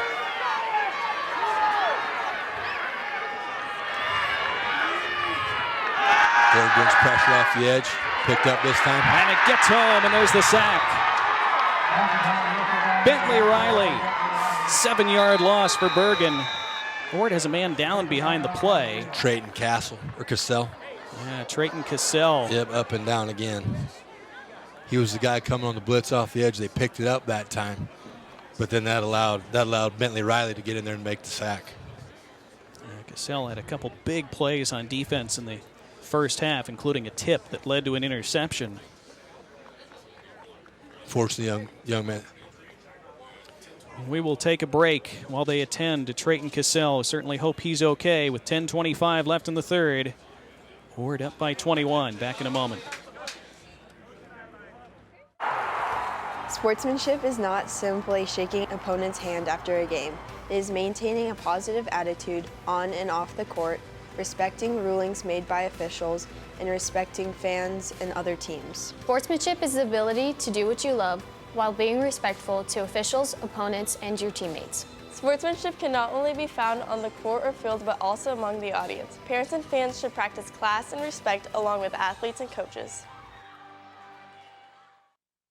NET Television expands your mind, enlightens your mind, inspires your mind, educates your mind, entertains your mind. NET Television opens up new worlds to you. Explore, travel, learn, discuss, debate. NET Television keeps you informed. Music, theater, dance, art, news. NET Television awakens your dreams, seeks to serve, strengthens our communities. We are Nebraskans. We are NET Television, Nebraska's PBS station. Well, Trayton Cassell was helped off the field. He was able to get off mostly on his own power, so that was good to see. 2nd and 17 for Bergen at midfield now. Crucial drive to start the third quarter, one that they, it feels like, really need to turn into points. They're going to get back into this one and make it a contest. Offensive line for Bergen's got to pick it up. You can't assume a play is over. You got to play plays till the whistle. McIntyre hands it off and met right away. Was Jarrett Boggs by Garrett Cluthy. And the 5'4", 190-pounder comes up with yet another tackle there. He had 14 tackles last week in that semifinal win against Oakland Craig. Cluthy diagnoses plays really well. And when he gets you, he's hitting you. And he wraps up. He drives his feet. I mean, you got Take the size out of it. That's a football player. He knows how to play the game of football. So 3rd and 17. And a lob pass. Gossett. There's your play again. First down to the 15. Talked about how they didn't go to Gossett very much in the first half. Needed to get him involved. Huge 33-yard pickup on 3rd and 17. Could have said it better, Donnie. Huge conversion right there. Number 4 for Ord. Number 4 for Ord. Gage racing, peeking in the backfield just a little bit. Let him get behind. I hope this isn't a holding call back here. Personal foul, face mask against Ord. So that should be added on to the end of the play. Puts you half the distance to the goal. Yep. They marked Gossett out of bounds at the 17, and now they'll march it further. And Shea Gossett, Seth Marouz is telling us this week, he's one of the smartest football players he's ever coached. He and McIntyre have a nice rapport, too. There's a lot of maybe not necessarily drawn-out plays, but they look at each other and the route changes until they played a little catch together in their day. They put the ball down just outside the 8. It's 1st and goal.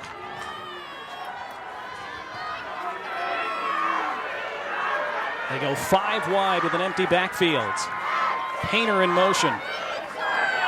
McIntyre keeps it and bounces it outside, and then takes a hit at the 5. Cooper Weitzel's got to get, I think it was Cooper out there on the edge. Got to get a block out there. The outside receiver kind of broke down there, didn't get a good block. Meyer comes up, makes the play on that. That's a touchdown if you get that block. Something Seth Marouz also said this week, said the biggest difference for us this year compared to last, our blocking on the outside has been so much better, and that's what we have to do. We get athletes out in space, we have to block for them. Didn't quite get the block that time. 2nd and goal. Again, they spread him out, and McIntyre straight ahead, ran into that wall. He picked up a tough yard. 3rd and goal from the 4 coming up. Not a lot of decisions to be made here. You got 2 downs to get in the end zone. There's no field goals being attempted right now. This is end zone or bust for Archbishop Bergen. Field goals do not exist in the strategy right now for the Knights. Interested to see here if Ord brings pressure, right? They haven't sat back. It's Tommy Stevens come. Are you looking at bringing Cluthy here? Jacob Cook is to the right of McIntyre. He rolls right, tries to get to the corner, and brought down at the 1. McIntyre on the carry. That will be 4th and goal. And they must make yard here for the Knights. My apologies there, Donnie. Sometimes the coach in me takes over. That's my job on the sidelines when the ball gets I give them the yard line where the ball's. I'm sorry. That's good. Good live spotter. Well, the Bergen fans on the near side coming to their feet. McIntyre stays out of the gun, flanked by 2. With Boggs behind him. The give is to Boggs, and it's a touchdown. And the Knights have some life.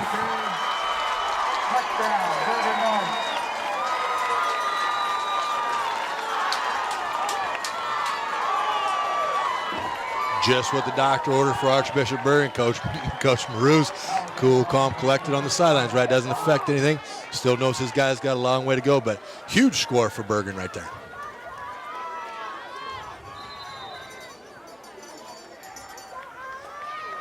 Alex Langenfeld for the point after. And punts it through. And we got a ball game, 21-7. Said Bergen had to score on that opening drive of the second half, and they did. And you look at the guys getting a little bit more excited now, that body language of, hey, we're kind of getting it put to us here. Huge defensive series coming up to state Captain Obvious statements right now for everybody. But you get a stop here, and the momentum you just gained. The 2 opposite ends of the spectrum, right? Langenfeld's not going to kick this deep. He's going to tumble this ball down the field. If Ord mishandles this, you could see huge shift in momentum right now. 12 plays, 80 yards. Boy, what gutsy conversions on that drive, though. They had to convert a 3rd and 8 right at the start of the drive. then a 3rd and 17, remember, on that pass to Gossett, and then 4th and goal from the 1. They converted each time. That rapport, though, McIntyre and Gossett have. Little subtle changes. Might not have been in the script, might not have been in the exact way the coach drew it up. That's first down in 2 crucial situations.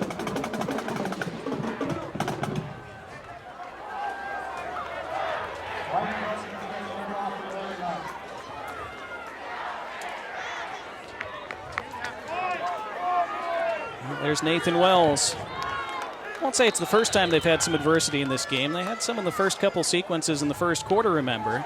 Go with the pooch kick. Fallen on safely by Kellen Meyer.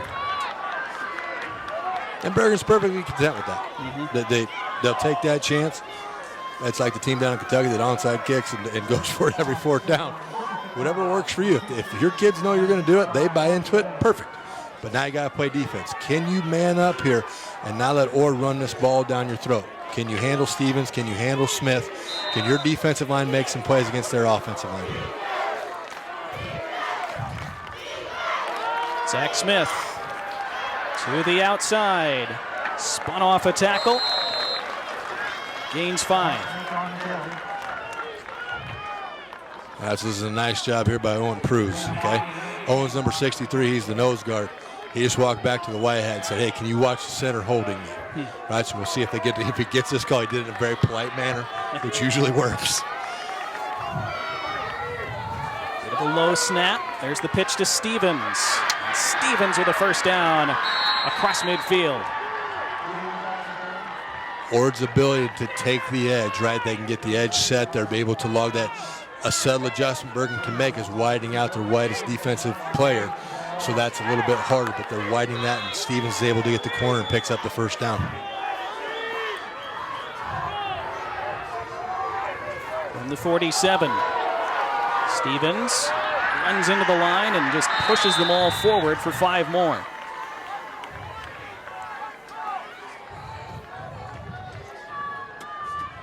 Yeah, there's the big weight room, right? This is weight room time for the Ord Chanticleers. They're Setlick able to do what he wants to do up there in the front. Now Smith, first down and more. Zach Smith down to the 25. He gained 17. Chanticleers picking up right where they left off from that second quarter. Jacob Brown, good job up front there for Ord, and also Pedro Negretti. Really well done up front. Trey Warner, of course, just being the workhorse that he is at the left tackle spot. Smith tells Stevens to shift to his left, then gives it to him. Nothing there this time. So now to the point I just made, if you see right there, they were able to not give up the edge. Make Stevens run laterally.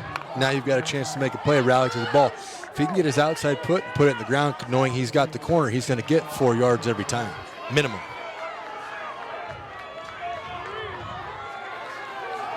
Tight bunch set for Ord. Looked like there might have been some early movement. They let it go. Okay. Smith gains 4. Big third down coming up. And 3rd and favorable, 3rd and 7 for Bergen.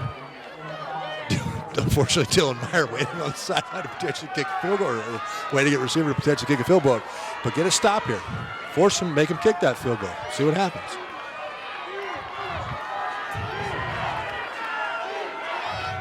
Already more than halfway through this third quarter.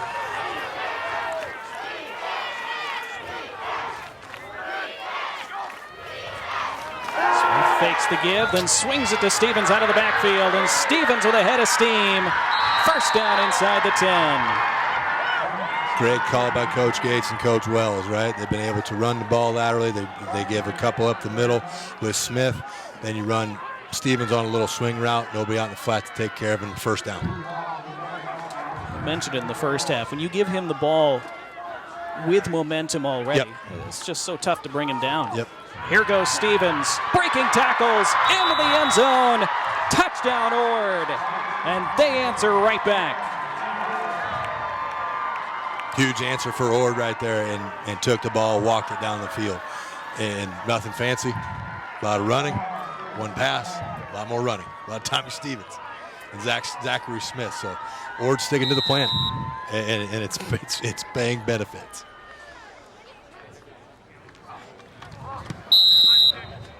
Extra point, again, is decisively good from Kellen Meyer. 28-7 Chanticleers.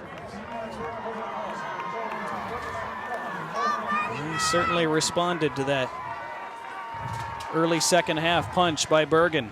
They did. And Bergen's got to get the swag back up, right? Got to get those heads back up. You just walk the ball down the field. You got to do it again here. You can trade punches for a while. Eventually, you got to get a stop in this, though. We've been mentioning repeatedly that Ord's looking for their first state title. That's in the playoff era.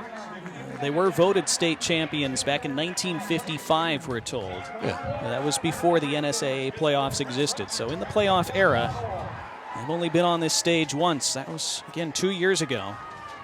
Here's my view on it down there. Our gal Morgan here's got a book. If it ain't in the book, it don't count. Well, it counts. It's just you got voted in. Yeah, well, I'm sure the 1955 Ord Chanticleers were a fantastic team. No question. Hey, I won a free throw contest in Ord. I hit 24 out of 25. That's impressive. That was into my basketball career. Yeah, I did drive by the gym. I wanted him when I was in town, too. Felt good about it. I went to both teams' practices this week, putting in the miles. Here's Meyer's kickoff. This one goes through the uprights. Don't get points for that, but it's fun. We were watching Kellen Meyer in warm-ups, and you don't usually see fans coming specifically to watch a kicker in warm-ups and cheering for him as he makes field goals from 50 and 60 yards, especially in high school. You just never see that. It kind of reminded you of Mark McGuire taking batting practice in the 90s. Kellen had kicked a few, and then he said, yeah, just put it right in the middle of the logo. I'm about to drop one from 60 here. He made it, and they clapped. So, unique talent. Again, Bergen pretty much needs a scoring drive here. Koa McIntyre looked a lot better on that last one. Emptied out backfield again, but he is met right at that line of scrimmage. Nice job by Meyer here, right? Knows it's going to break down, knows he pulls the ball and is going to run it, comes up and makes the play. There's Jacob Brown there as well, the starting right guard on offense. He tore his meniscus early in the season. He had surgery. They got him back for the playoffs. That was a big guy to get back, both literally and metaphorically, because he's been a starter for them since his sophomore year. Absolutely. Got just enough nasty to him. Does get called for things. Bentley Riley was also out there. Guy always seems to be around the football. Little screen blown up. Pass complete. They gained about 4, but paid a price for it. That was Alex Painter on the catch.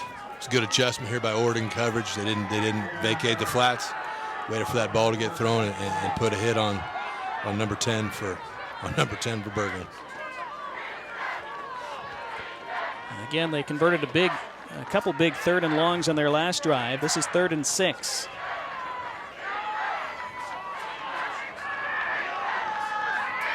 Five wide receivers. Sling it far side, and there's the first down and more. And I almost broke that all the way. Gavin Logeman, another guy whose name we haven't called a lot. 25-yard catch and run there. Fantastic call here by Coach Marouz. Ord brings pressure, right? They bring both Cluthy and Stevens up the middle. So when you complete that jailbait screen, the big nasties for Bergen were out there, sealed that off in a great game. Logeman led them in touchdown catches this year with 11. Pump fake, going long to Alex Painter, too long, out of bounds. Painter Good looking coverage for a by flag. Meyer, though. Meyer running step for step with him. It's a great defensive back technique, right? He just stays right in his hip and just slowly works him out of bounds where he cannot catch the ball. Even if you catch it, you're going to be out of bounds and it's not going to matter. Fantastic coverage. He's not just a kicker. The kid is a football player. He just happens to kick 60 yards. Yeah, we mentioned he had 7 interceptions this year, and Nathan Wells said he actually had 2 more where he got called out of bounds when he caught them, and he said he wasn't out of bounds. He should have had 9. There's a good determined run by McIntyre. Close to the first down, but slow to get up. Yep, landed on that shoulder. Yeah. Again, it was that left shoulder that looked like he Got banged up on defense late in the first quarter. Didn't look like himself in the second quarter. He's been a lot better here in the third, but you wonder if that last play re-aggravated it a bit. Tough kid, though, back up and back at it. Big 3rd down, 1 conversion here for Bergen.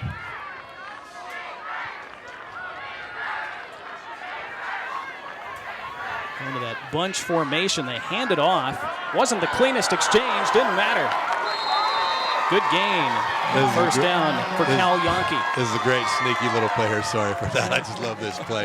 You get everything packed in there. You're not a team that goes under center. You go under center. Everybody fires forward, and you hand it to one of the backs. Just pull it out of the core. You got 2 lead blockers, and you pick up 12 yards. Again, we don't have replay capability today. I would have loved to have seen a replay of that exchange because it looked like Cal Yankee almost dropped the football. It was not the smoothest that they've ever had. So the coaching staff got a little nervous on that one. All kinds of time. Now McIntyre has to run. Made 2 men miss and gets dragged down. All that for only a yard. The big man hustle, Setlick, the nose guard, hustles all the way to the opposite side of the field there to tackle Koa McIntyre. Riley Setlick getting a lot of attention from different colleges, his head coach said. So he's got a motor that never stops, but he's a great teammate. Our kids love him to death. He's got that switch that he turns on in a football game, just never stops moving. And it's the way he practices, too. He was running around having an absolute blast at practice. 2nd and 9, McIntyre hit and goes down. And he got fallen on top of by Setlick at the end of that sack. But there's that man again, Cluthy, number 5 for Ord. Number 5 for Ord knows McIntyre is not throwing this ball, and when he decides to go close out, he closes out and makes the play.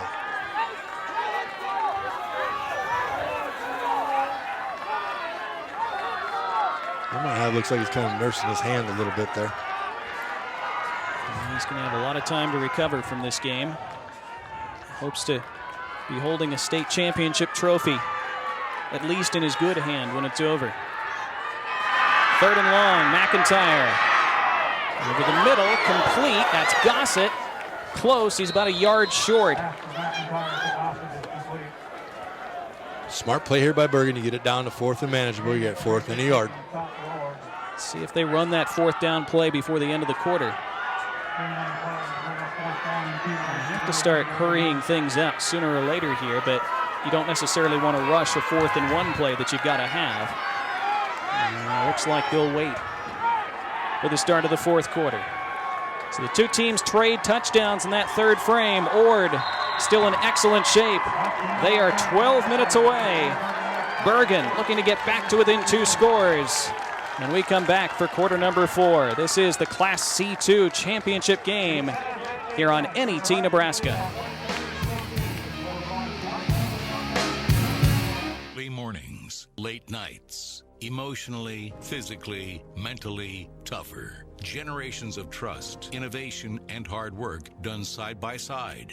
The decisions you make for your land and livestock have a direct impact on your operation, the region, and the world. That is why we're there when you need us anytime, every time. We both have one chance, one season, one mission. Tougher together. Aurora and you. Whether it's spring planting, fall harvesting, or just a drive across the state, soy biodiesel helps a diesel-powered engine operate in a demanding job. Soybean oil from Nebraska soybeans makes biodiesel a renewable fuel that's also environmentally responsible. The soybean checkoff plays a major role in supporting the use and availability of biodiesel. The Nebraska Soybean Board, growing opportunity from the ground up.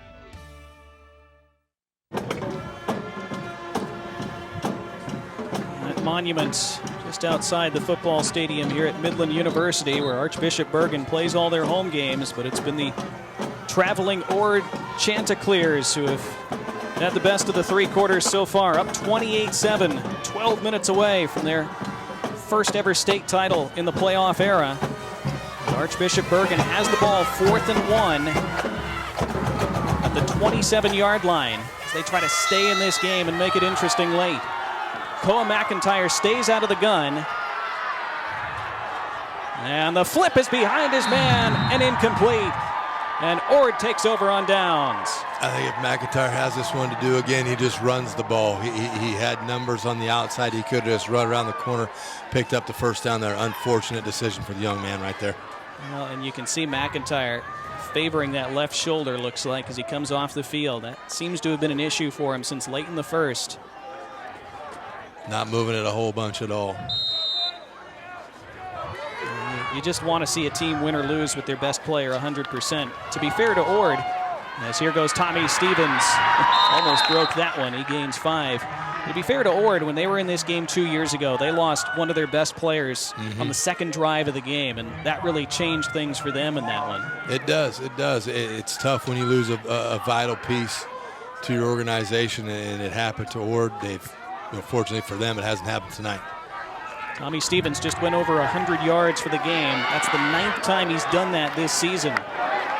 Good pursuit by that Bergen defensive line there as they stop John DeRiso for no gain.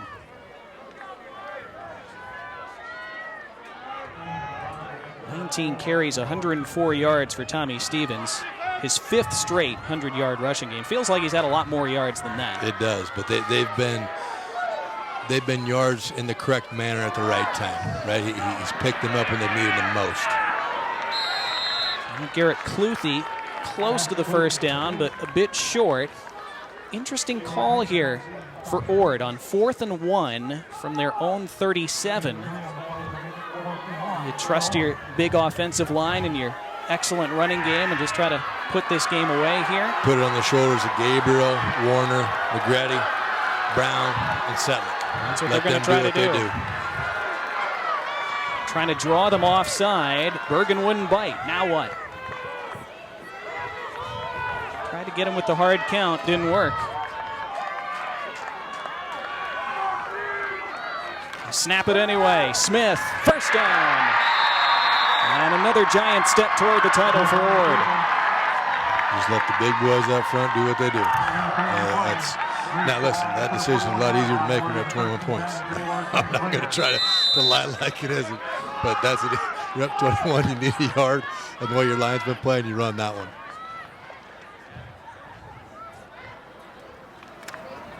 Now, Ord not in as much of a hurry, even though they like to play fast. They're content to take a little more time between plays. Stevens for a couple. Yep, just smart football. Just maintain your plan, maintain your progress. Smith, Stevens, Cluthy every now and then. No need to get cute now. Your receivers are tuned in. They know what they've got to do. They know they're in this game to block and the rest of the way. And Coach Staub's got them ready to do that. Smith, good hole. Falls forward close to another first down. Looks like he'll have it as he's back into Bergen territory. Nathan Wells said this week that his Ord team was very driven to have a different outcome this time. So this senior class has turned our program around. They've changed our culture. They've been hungry and working their tails off to get back here and have another chance at this. Prue's shaking up on the play. Got a little cramp, it looks like, Lucas. Hopefully he's all right. Bergen has 3 different guys named Pruce on their team. 2 of them are brothers. One actually isn't. Here's Stevens. He's going to lose a yard that time. Smaller communities get a lot of brothers and cousins.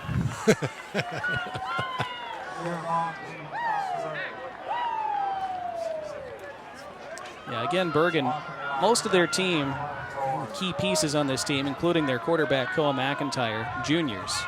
Cade McIntyre, his brother, one of their leading receivers, he's just a sophomore, so they might very well be back. There's a deep shot that's incomplete. Looking for a flag. It's in front of that Ord sideline. Nothing thrown. It'll be 3rd and 11. Saying Chris Pinales had a little hand out there on him, maybe grabbed a little bit. Probably not going to get the call right now.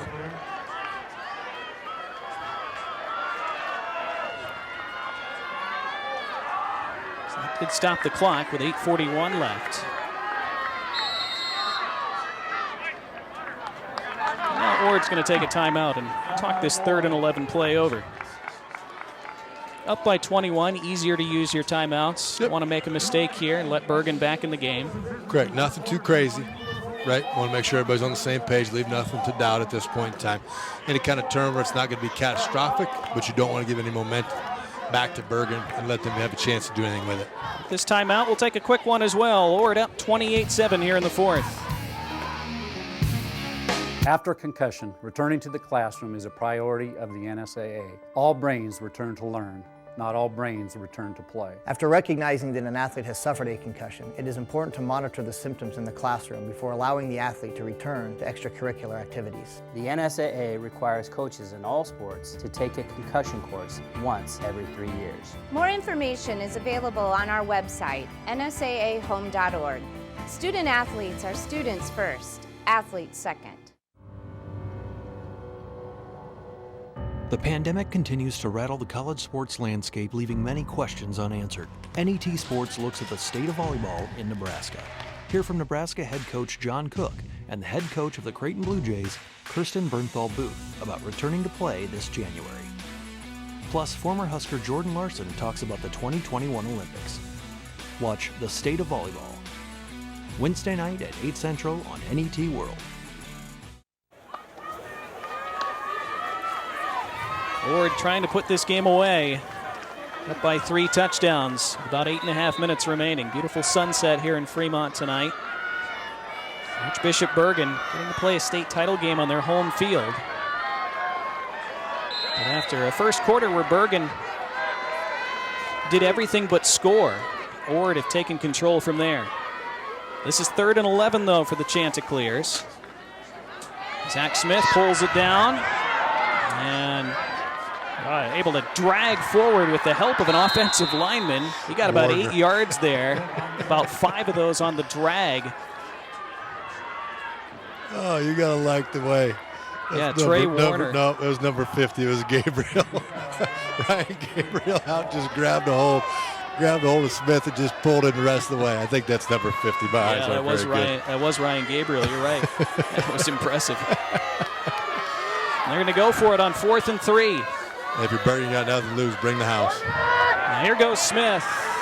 Oh, second effort. Did he get there? I think he did.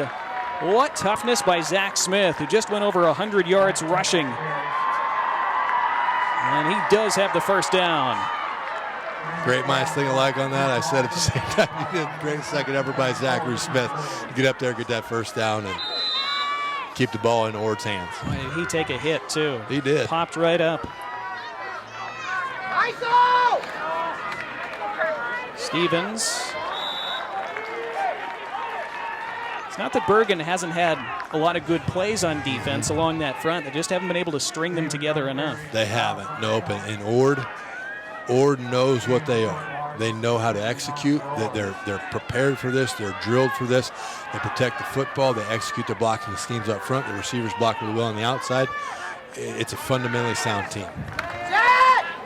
They run the little sweep with Quentin Reese and unable to get to the outside. Third down. Ord right now is perfectly content with the clock just moving. Just make a yard, lose 2 yards, clock rolls. It's advantage Chanticleer. And again, they run about 80% running plays anyway. So when they get up by a couple scores in the 4th quarter, they are very tough. Mm-hmm. Just put her in the grindhouse. Just let the big nasties up front do their job. Well, might have drawn him off with a hard count. Zach Smith thought he did, and no flag. Tried the hard count again.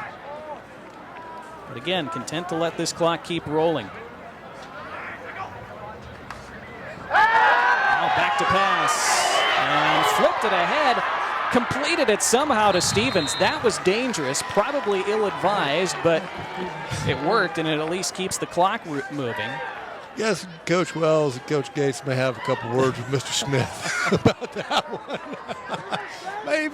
maybe we saved Patrick Mahomes' place for a little bit, like a different scenario. Maybe not right now in this one, but just take the sack and see what happens. If they win this game, Zach, great job on the state title in your last game. Awesome job, buddy. That play, don't ever do that again. Zachary, I love you. Please don't ever do that again. This is going to be a 53-yard field goal attempt for Kellen Meyer. And again, it's well within his range. Out of a hold of Zach Smith. And didn't quite get enough this time. So Bergen stays within 3 scores, but down to 5:35 remaining. Well, if you're going to have a great comeback, no time like the present. You got to put pressure on their defense. You got to try to take the top off. You got to get something vertical, and your guys up front have to hold and make sure you have time to throw the ball. You're going to have to pick up the tempo too, and we haven't really seen them do that so far today. No, we haven't. But those hits from Ord, they compound, right? And it wears and it wears and it wears, and it's tough to continually pick up. And that's the way Ord practices. They practice in that manner, and you get used to it. And so when it happens in the game, you understand it. But Bergen may not be as accustomed to it as Ord is. Koa McIntyre toughing this out. Oh, takes a huge shot there once again. There's Cluthy. Garrett Cluthy. Cluthy may be the definition of leverage. 5'4", 190. Low to the ground, hits going up all the time. Nathan Wells said this week, part of the reason he gets so many tackles, besides his wrestling skills and his toughness, Riley Setlick occupies so much space and attention along that defensive line. That's a great point.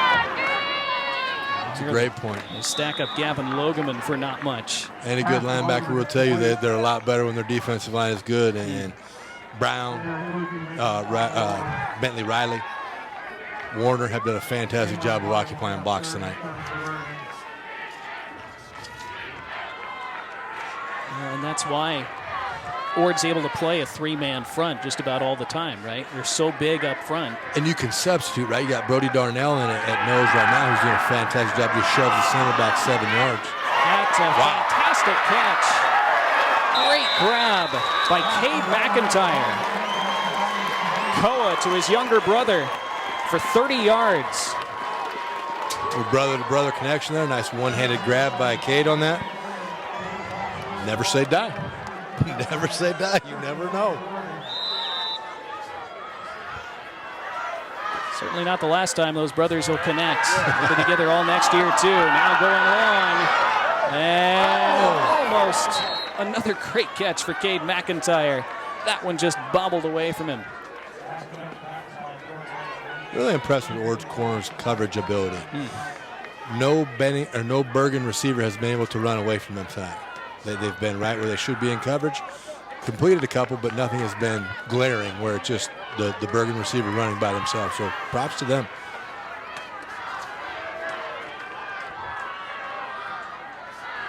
Props to Coach Leff and his crew.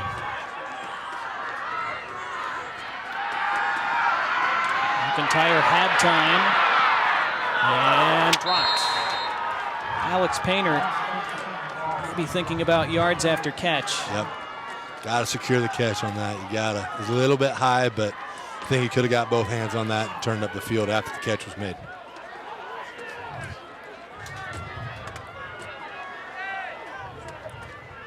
And we were scoreless after the first quarter. Ord rolled up 3 touchdowns in the second. They traded scores in the third.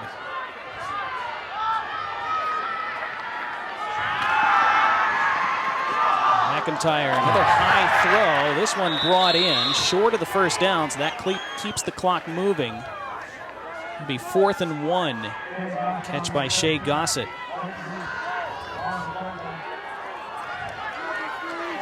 But as we talked about right now, Bergen's got to have some sense of urgency to this, right? With 3:46 to go in the game, we're looking over for a call. It's 4th and 1. We should have this in our pocket and ready to get up on the ball and get the first down. But you're burning time. Time is more valuable than anything right now for Bergen. And movement along the line. That just never looked right. No. Right from the end of that previous play, did it? It didn't. It didn't. It just looked off. Something wasn't right there, and unfortunately, one of the linemen jumped for Bergen. So that takes a 4th and 1 back to 4th and 6. Those Ord fans on the far side of the field, almost all of them standing. They sense their team is right on the verge of putting this away.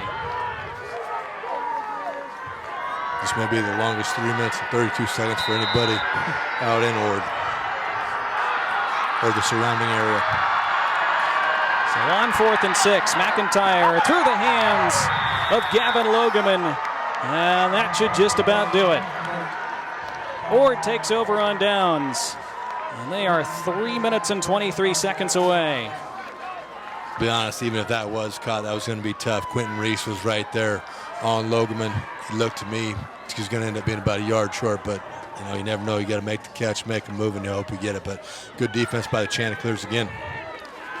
Well, no sign of celebrating yet from Nathan Wells. That's what you'd expect from a head coach. Yep. But has to be feeling pretty good. I would say confidence is high. Smith loses a yard. First time out taken by Bergen. Bergen defense flying around right now. Still playing hard. You got to give the kids credit. Look, against an Ord team that has rolled up 40, 50, 60 points against multiple squads this year, Bergen's defense hasn't played that badly, especially outside of the second quarter. You go back to those first 2 drives of the game. Ord went 3 and out twice in a row. Bergen twice drove deep into Ord territory. They had some good game plan early on. They just couldn't turn it into points. Got to convert those points early in the game, too. And how many state championships, Donnie, have you seen where it's one quarter? You know, the game is back and forth, but one quarter somebody took over, scored 14, scored 10, scored 21 in this instance. But it's just sometimes that one quarter gets away from you and you can't stop it no matter what happens, and that's what's happened to Bergen today. You think, too, of that moment. Still pretty early in the second quarter. Ord had gone up 7-0, and then they were driving. They fumble it inside the 5. Bergen recovered, only down 7. A couple plays later, they throw the pick 6. Yep. Great play by the outside linebacker, or the corner tips it, gets picked off by the safety, return for a touchdown. Crucial plays in the game, man. It just, that's what makes this game the best, and it makes it the worst. 2nd and 11. Goes Stevens. He had 107 yards today before that carry. Now he's about 110. Another timeout taken by Bergen.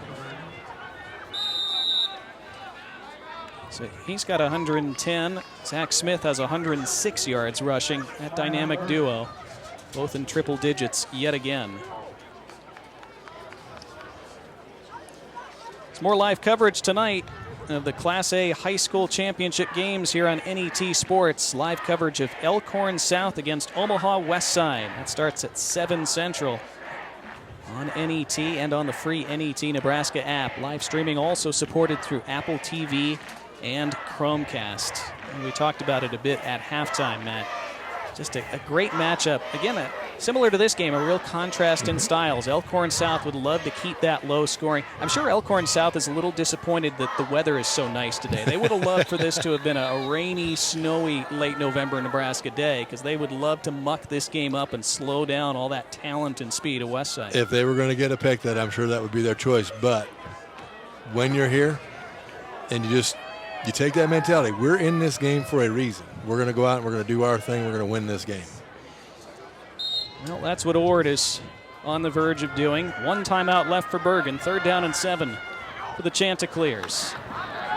Smith pitches to Stevens. Not much. And Bergen takes their last timeout. 3:06 left. And we will probably see a rare punt from Ord now. You gotta. So now you're in a little bit of a crux, right? If I'm Bergen, do I send an all-out punt block? Knowing they don't punt much, risking running into the kicker, automatic first down, or do we play punt return? See what happens, knowing that Ord doesn't punt all that often. You know, there's a lot of behind-the-scenes stuff that goes into this that drives coaches both crazy and insane all at the same time. There are those other championship games. Few of those underway, about to be underway in just a couple minutes. And then Aurora and Elkhorn kicking off at the top of the hour in Class B. And those games all on netnebraska.org, so even though they aren't on television, you can still watch the live streams. And then, as mentioned, that Class A game at 7 o'clock here on the big channel. And again, great work by NET to get cameras to all of those games. It's such a tough thing to do, scrambling on short notice earlier this week when those games were moved from Memorial Stadium. The other one we probably haven't mentioned enough is Pierce. That Pierce game is going to be a good football game. Pierce just does what Pierce does. They are awfully good. They are. So the punt coming from Kellen Meyer. Bergen's going to leave it alone, and it's down at the 32. 26-yard punt. So 2:58 left. Need 3 scores with no timeouts. Again, Bergen, such a dynamic offense this year, but haven't shown a lot of tempo today, and those big bodies that Ord defense. Yeah, it's been tough to get in the rhythm. You got to give Ord credit. From the outside linebackers to the safeties, they've been able to get pressure up front. You got 2 other guys. You got Bentley Riley back down playing defensive tackle now. Some more in a pass rush situation. Too high for Gavin Logeman. Well, Ord came into this game giving up less than 10 points per. They've given up 7 tonight. And no disrespect to any opponent Ord has had, but this 7 points is a little different than some of the other 7-pointers. Yep. Because the Bergen offense has been very potent for the majority of the year. Nathan Wells said this week, I'm concerned about their speed. They're definitely faster than us. If Koa McIntyre gets loose, we don't have anybody who can catch him. But he said, I think we're bigger. I think we're more physical. Bad snap there. McIntyre has to fall on it. That's costly. Clock moves now. They lose it down.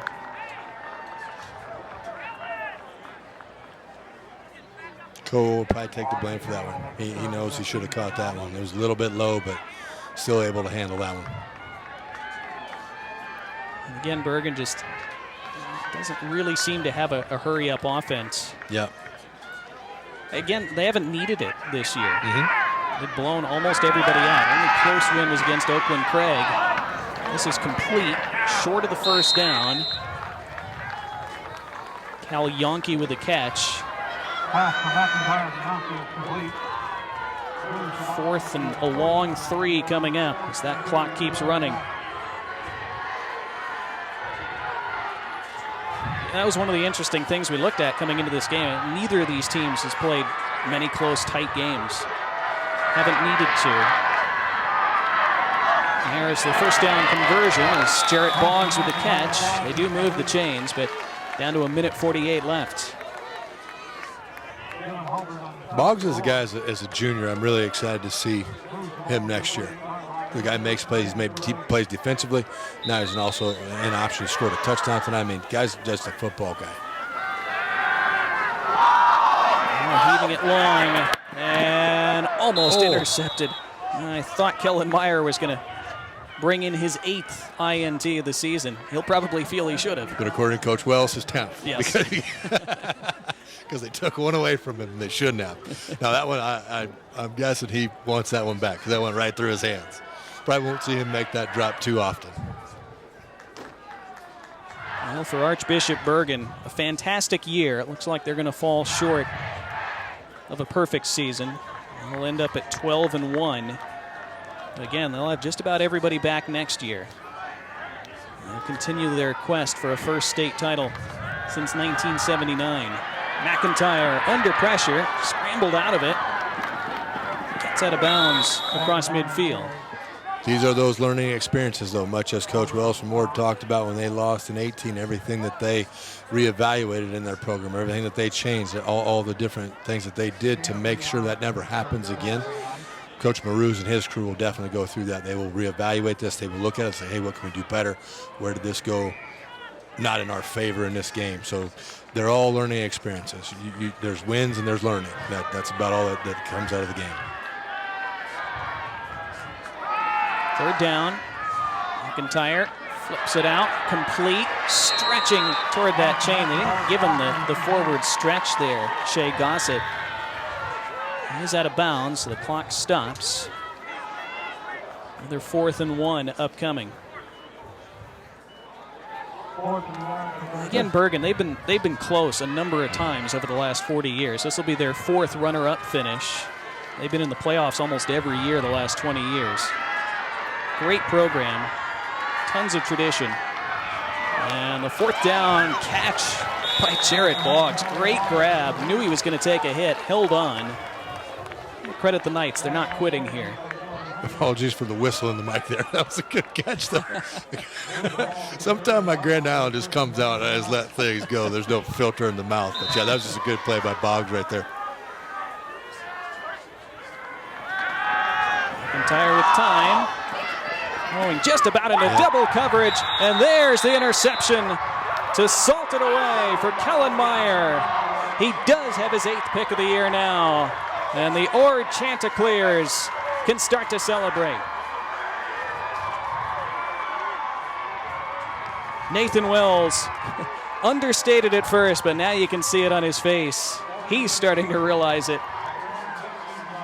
This town of 2,112 officially are about to be on top of Class C2. Already the congratulatory handshake starting from the officials. There's about to be a big party out in Valley County. So if you're back home watching this, get ready. The sweetest victory formation the Chanticleers have had in the playoff era. Couple kneel downs away from that trophy.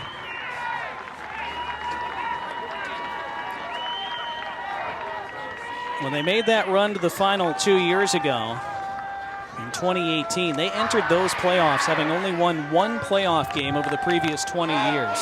Yep. Credit to Coach Wells and his staff, very complimentary of all the hard work that they've all put in. And watching them operate out there, that's a staff that gets along. They have a common vision, common goal, and you're seeing the fruit of the labor on the field tonight. Final kneel down from Zach Smith. They won't have to take another. And the Ord Chanticleers, for the first time in the NSAA playoff era, are Nebraska state champions.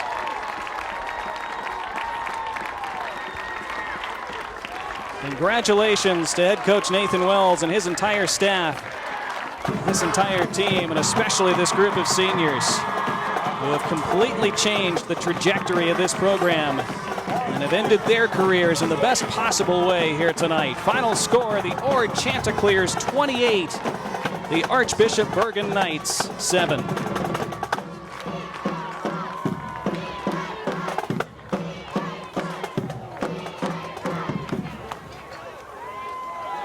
You watch those embraces with Zach Smith and John DeRiso.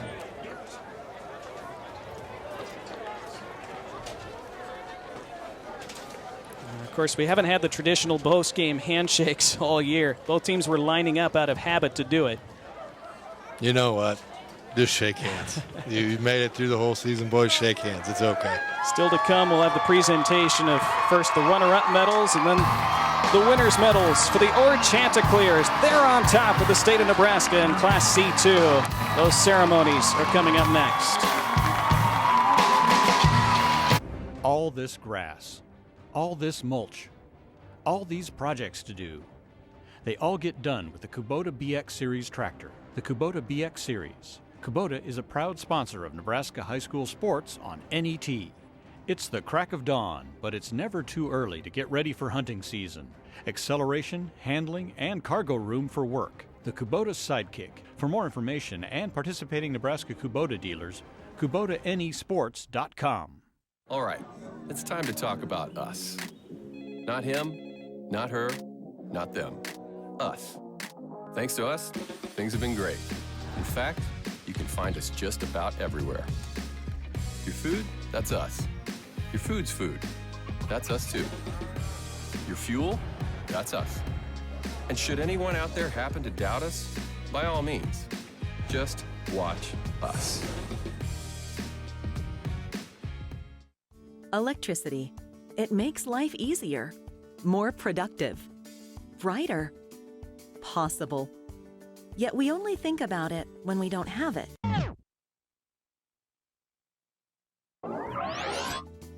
The next time you're doing, well, anything, think about how electricity makes it all possible.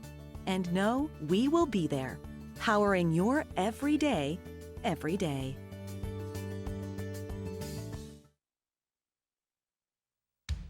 Coverage of the 2020 NSAA High School Football Championships on NET is made possible in part by the Nebraska Soybean Board, Education Quest Foundation, the Nebraska Public Power District, Nebraska Kubota Dealers, Aurora Cooperative, and Constellation Energy. A big thank you to all of our sponsors who help us bring you the best high school athletes from across the state. We could not do it without your support. Ord 28, Archbishop Bergen 7. That's your final in the Class C2 state championship game. Congratulations to the Chanticleers. And speaking of that, especially for you Chanticleer fans back in Ord, if you would like a DVD of tonight's game from the NSAA High School State Championships, any of these games, just call 1-800-868-1868 or visit netnebraska.org for $19.95 plus shipping and handling. You can relive all the excitement from this year's championship for years to come. I'm sure there are going to be a lot of Chanticleer fans who are going to want to do that. Well, the Archbishop Bergan Knights have had a fantastic season. They come up one game short of a championship. For the runner-up medal presentations tonight, let's go back to our public address announcer, Jerry Delaney. Ladies and gentlemen, the Nebraska School Activities Association is pleased to present medals and trophies to both of these outstanding teams. Presentations will be made by NSAA Associate Director Jennifer Schwartz and NSAA Board of Directors Mr. Thomas Lee from Omaha Northwest High School.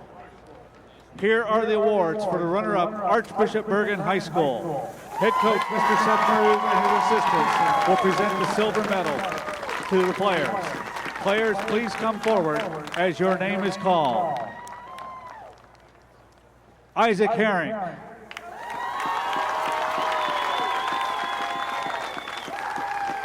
Logan Anderson.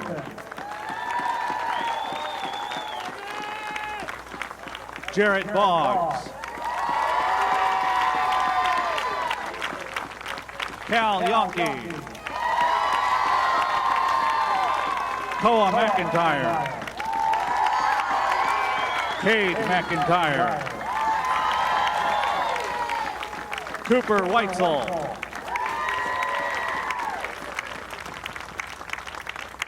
Gavin Logeman.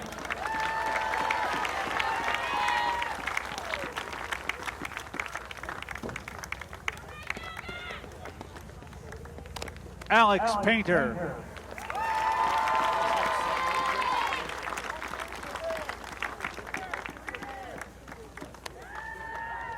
Tyler Allen.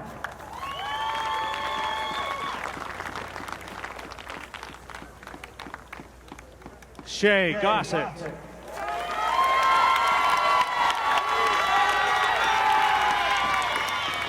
Julius Cortez.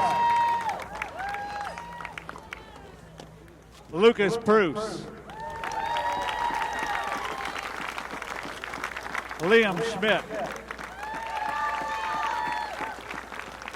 Dawson Bruce.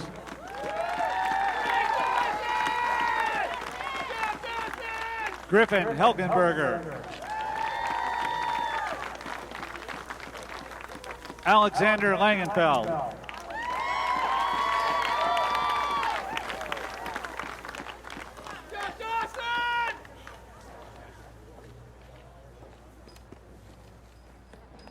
Jacob Cook. Chris Panalis.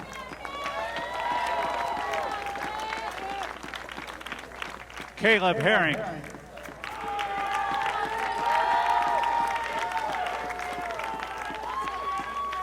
Shay Hoyle. Martine Merez Sierra. Aiden Helgenberger. Nolan Thompson. Parker Reynolds.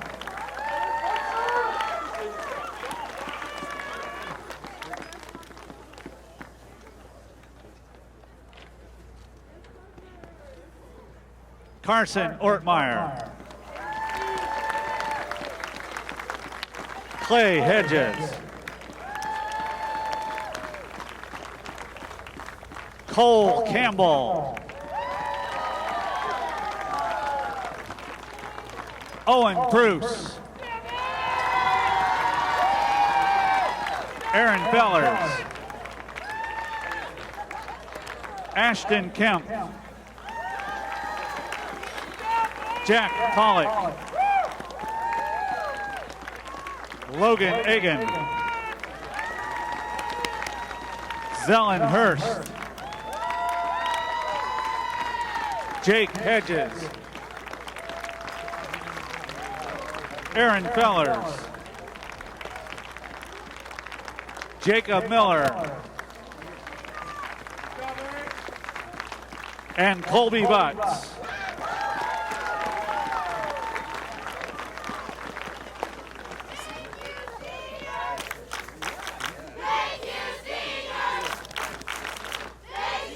And now for these outstanding athletes and their school, here is the 2020 NSAA Class C2 State Runner-Up Football Trophy. Congratulations, Archbishop Bergan High School.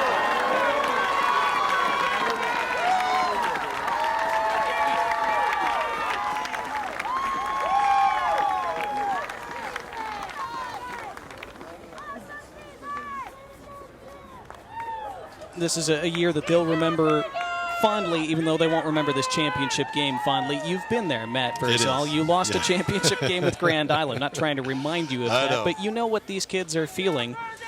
How do you look back on it more than 20 years later? I do. Having lost the game in a state championship game, you remember the experience, you remember your buddies, but the pain will eventually leave.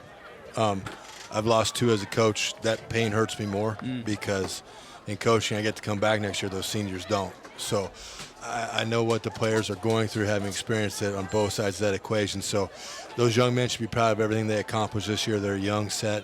They'll be the odds-on favorite next year. But you learn from this experience. You know what you've got to change. You know what you've got to do different. I would say if I'm going to think I'm going to see Bergen next year, I'm going to see a team that's probably got some more muscle on it. They got some guys that are a little bit bigger. You know, they're going to commit a little bit more in the weight room, make sure a little bit stronger. And they're going to be a problem next year. They've got a lot of talent returning. They've got a lot of great leadership. Coach Marouz, Coach Folkers, Boggs, Moore, Molnarek, Painter, and Rogers do a fantastic job. And so next year, they're going to have a great opportunity to come and avenge this, which is all you can ask for at the end. And you go and you do everything you can in preparation to make sure it's never taken out of your hands. And so I hope that's what the mentality Bergen takes in that. Meanwhile, the Ord Chanticleers, all smiles over there, as you'd expect. And they were led, as we expected going into this one, by their big running back, Tommy Stevens, who ends with over 100 yards today. It's his 9th 100-plus yard game of the season.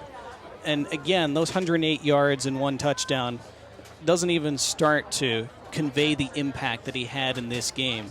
So big, so physical, so tough to tackle. And he just wore that Bergen defense down all afternoon. And of those 104 yards or 108 yards, whatever it was, they come at crucial times, right? If you go back and you count how many third downs he converted, like 3rd and 4, 3rd and 6. The coach is getting him the ball in creative ways on the swing pass where, hey, they're loading up the middle. They think Tommy's going to be in there. We flare him out to the side, catch it. And when he can get downhill, nothing in life is a guarantee, but 5 from Tommy Stevens catching the ball going downhill is pretty close to a sure bet. And the coaching staff and the players were all lockstep, and they did that, and you got to give them credit. But a good football player obviously put in the time in the weight room and reap the reward here in the game. He and his quarterback, Zach Smith, both ending their Ord careers as champions here tonight. For the presentation now of those championship medals and state championship trophy, once again, public address announcer Jerry Delaney. Now to the champions from Ord High School. Head coach Nathan Wells, we have a special award for you.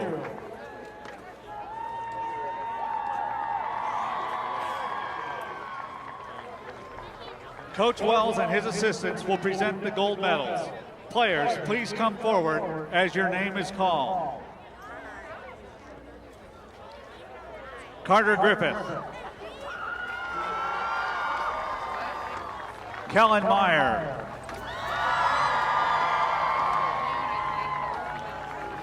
Tad Kavorik Cooper. Gage Rasick. Garrett Cluthy.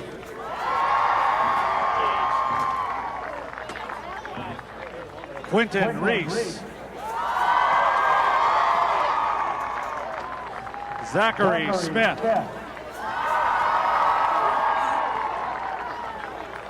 Jonathan DeRiso.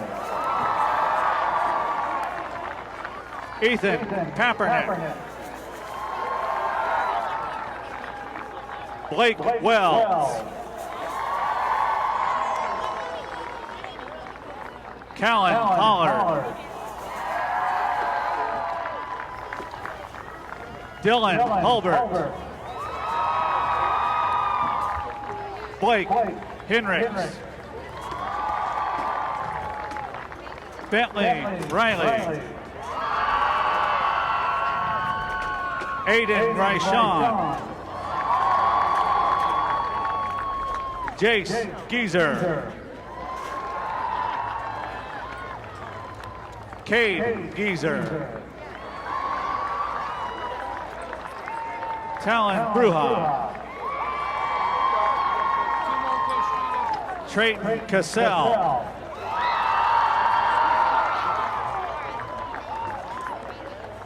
Owen Lane.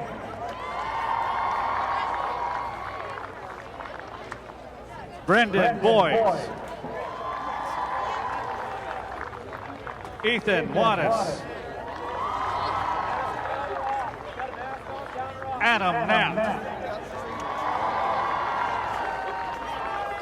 Trent McCain. Tommy Stevens.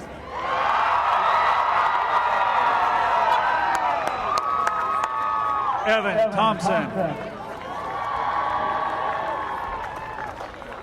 Ryan Gabriel.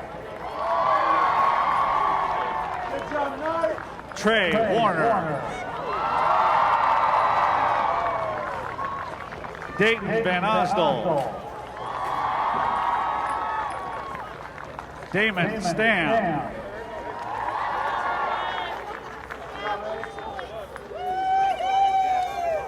Pedro Negrete.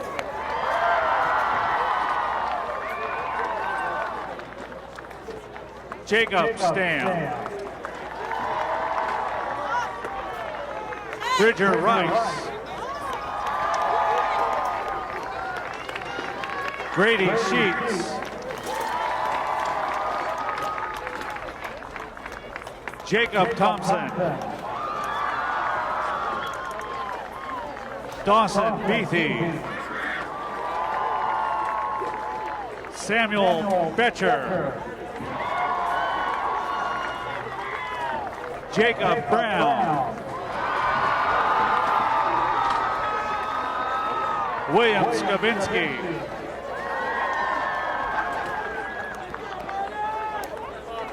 Alex Flesner. William Grint.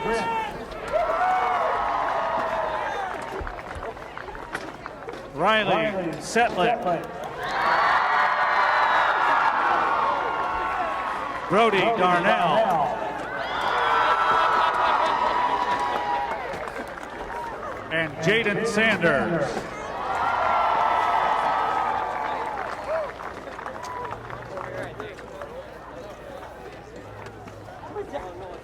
Presenting the championship game ball on behalf of Farmers Mutual Insurance is NSAA board member Mr. Thomas Lee. Here it is, guys!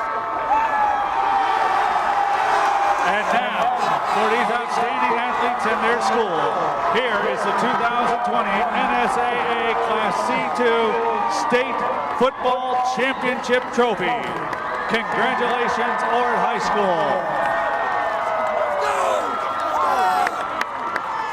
That group of kids has just made themselves legends in the town of Ord for the rest of their lives. The Ord Chanticleers, Class C2 champions in the memorable year 2020. And it had to be special for their head coach Nathan Wells to put championship medals around the necks of every one of his players there. He told us this week when he first got to Ord 16 years ago, because he was an assistant for a long time, remember, he said he thought to himself, man, this place is special. If we could just get some things aligned, we could be really good someday. Someday is here. They're state champs. It is, and that's a fantastic feeling they're all experiencing right now. For being a kid from central western Nebraska, as I have been told, but out in the 308, to have them take that trophy back home to that area code, to those good folks out there in Valley County, it's an awesome feeling. And Coach Wells having the ability to assess his team, assess his program after a tough loss. They kind of got boat raced in that game, but you go back, you reevaluate. He works with Coach Gates, Coach Kozel, Coach Streeter, Coach Ferentz, Coach Staub, Coach Leth, Coach Cargill, Coach Reichon, Coach Meyer, and they come up with a plan. And they set that plan in play. You start with the young kids. You teach them the vernacular. You teach them how the expectation to operate is. And then that moves its way through. And then that's when, if you look at this, yes, it's a senior-laden team. But when you go out and watch them work, they've got young kids that are ready to take those roles. They might not be fully ready to do it, but they will. So awesome for Ord and super happy for everybody involved on their side of the ball. Again, there's more live coverage tonight. The Class A High School Championship game here on NET Sports. Elkhorn South, Omaha Westside starts at 7 p.m. here on NET and on the free NET Nebraska app. Live streaming is also supported through Apple TV and Chromecast. Again, congratulations to Archbishop Bergan, a terrific year. They lose for the first time all season tonight. But congratulations to the Ord Chanticleers. They cap off an unbeaten 12-0 season with their first ever state title in the NSAA playoff era. Once again, our final score, the Ord Chanticleers 28, the Archbishop Bergan Knights 7. For Matt Berzall and the entire NET Sports production crew, I'm Donnie Barnes. Goodbye from Edom Field in Fremont, where the Chanticleers are on top of Nebraska in Class C2.